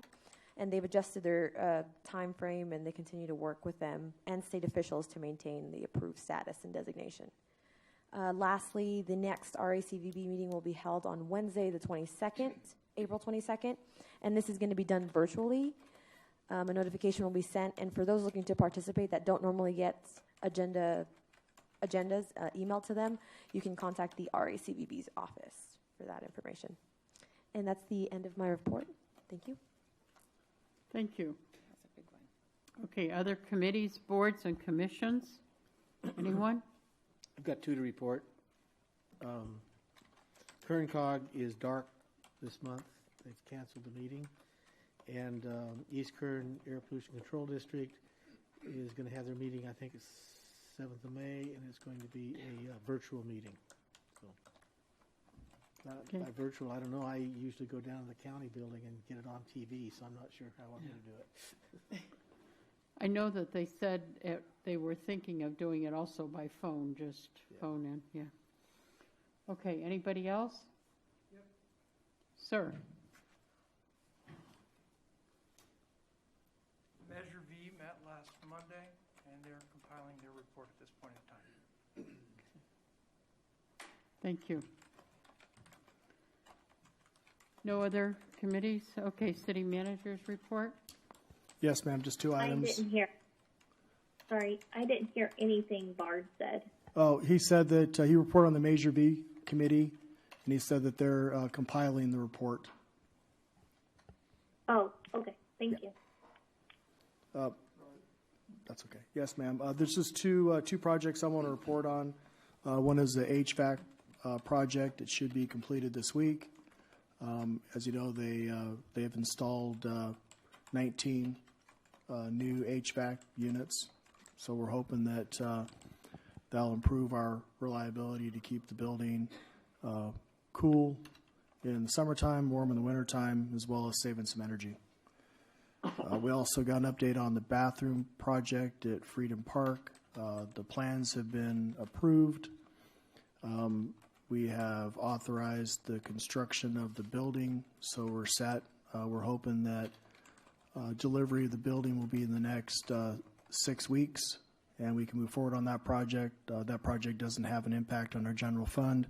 It is a impact fee project, so it's funds specifically for this purpose. So those are the two items I wish to report on. Okay, thank you, sir. Future agenda items? Anybody on council? I take it no one has any. Is that correct? I had one.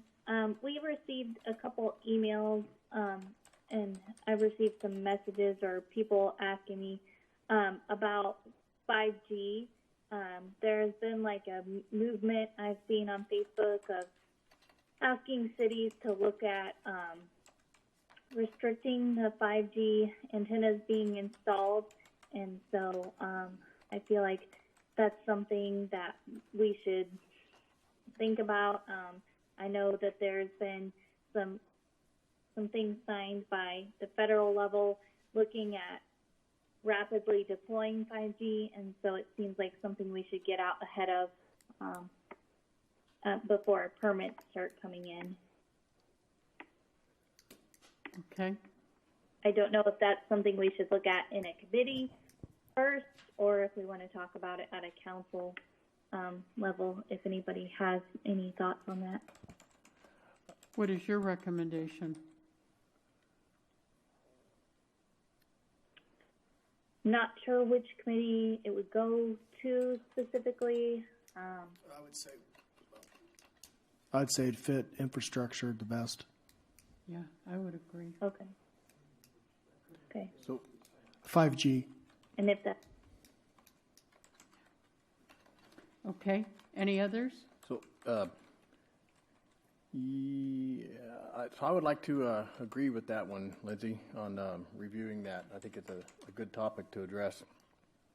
So, Is that something you think you would rather see at council level? Just because I don't know if there's a timeline. I'm worried about if we take it to committee first, that we might be behind versus if we discuss it at a council level. And if we can go ahead and get Lloyd looking at what other cities have done and what our options are.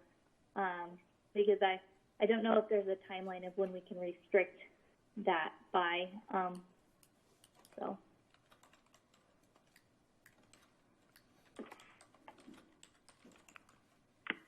I see no reason not to have it Sorry, Scott. brought before council and have a discussion. And we could maybe bring some articles. I can cite one article off the top of my head that would be worthy of bringing out into the public, information from Scientific America. So, but I would like to see it discussed and open. I was on mute, but what I was trying to say is I think we should take it to the council level. After receiving that email, I went out and just did a lot of reading, and countless other cities within California have done a great amount of work towards this. So it's something to at least consider, and in my opinion, we should do it at the council level. We should do what, sir? Council level. Council level. I would like to see it be like a workshop. Yeah, I think rather than, so we can talk and not be. Yeah.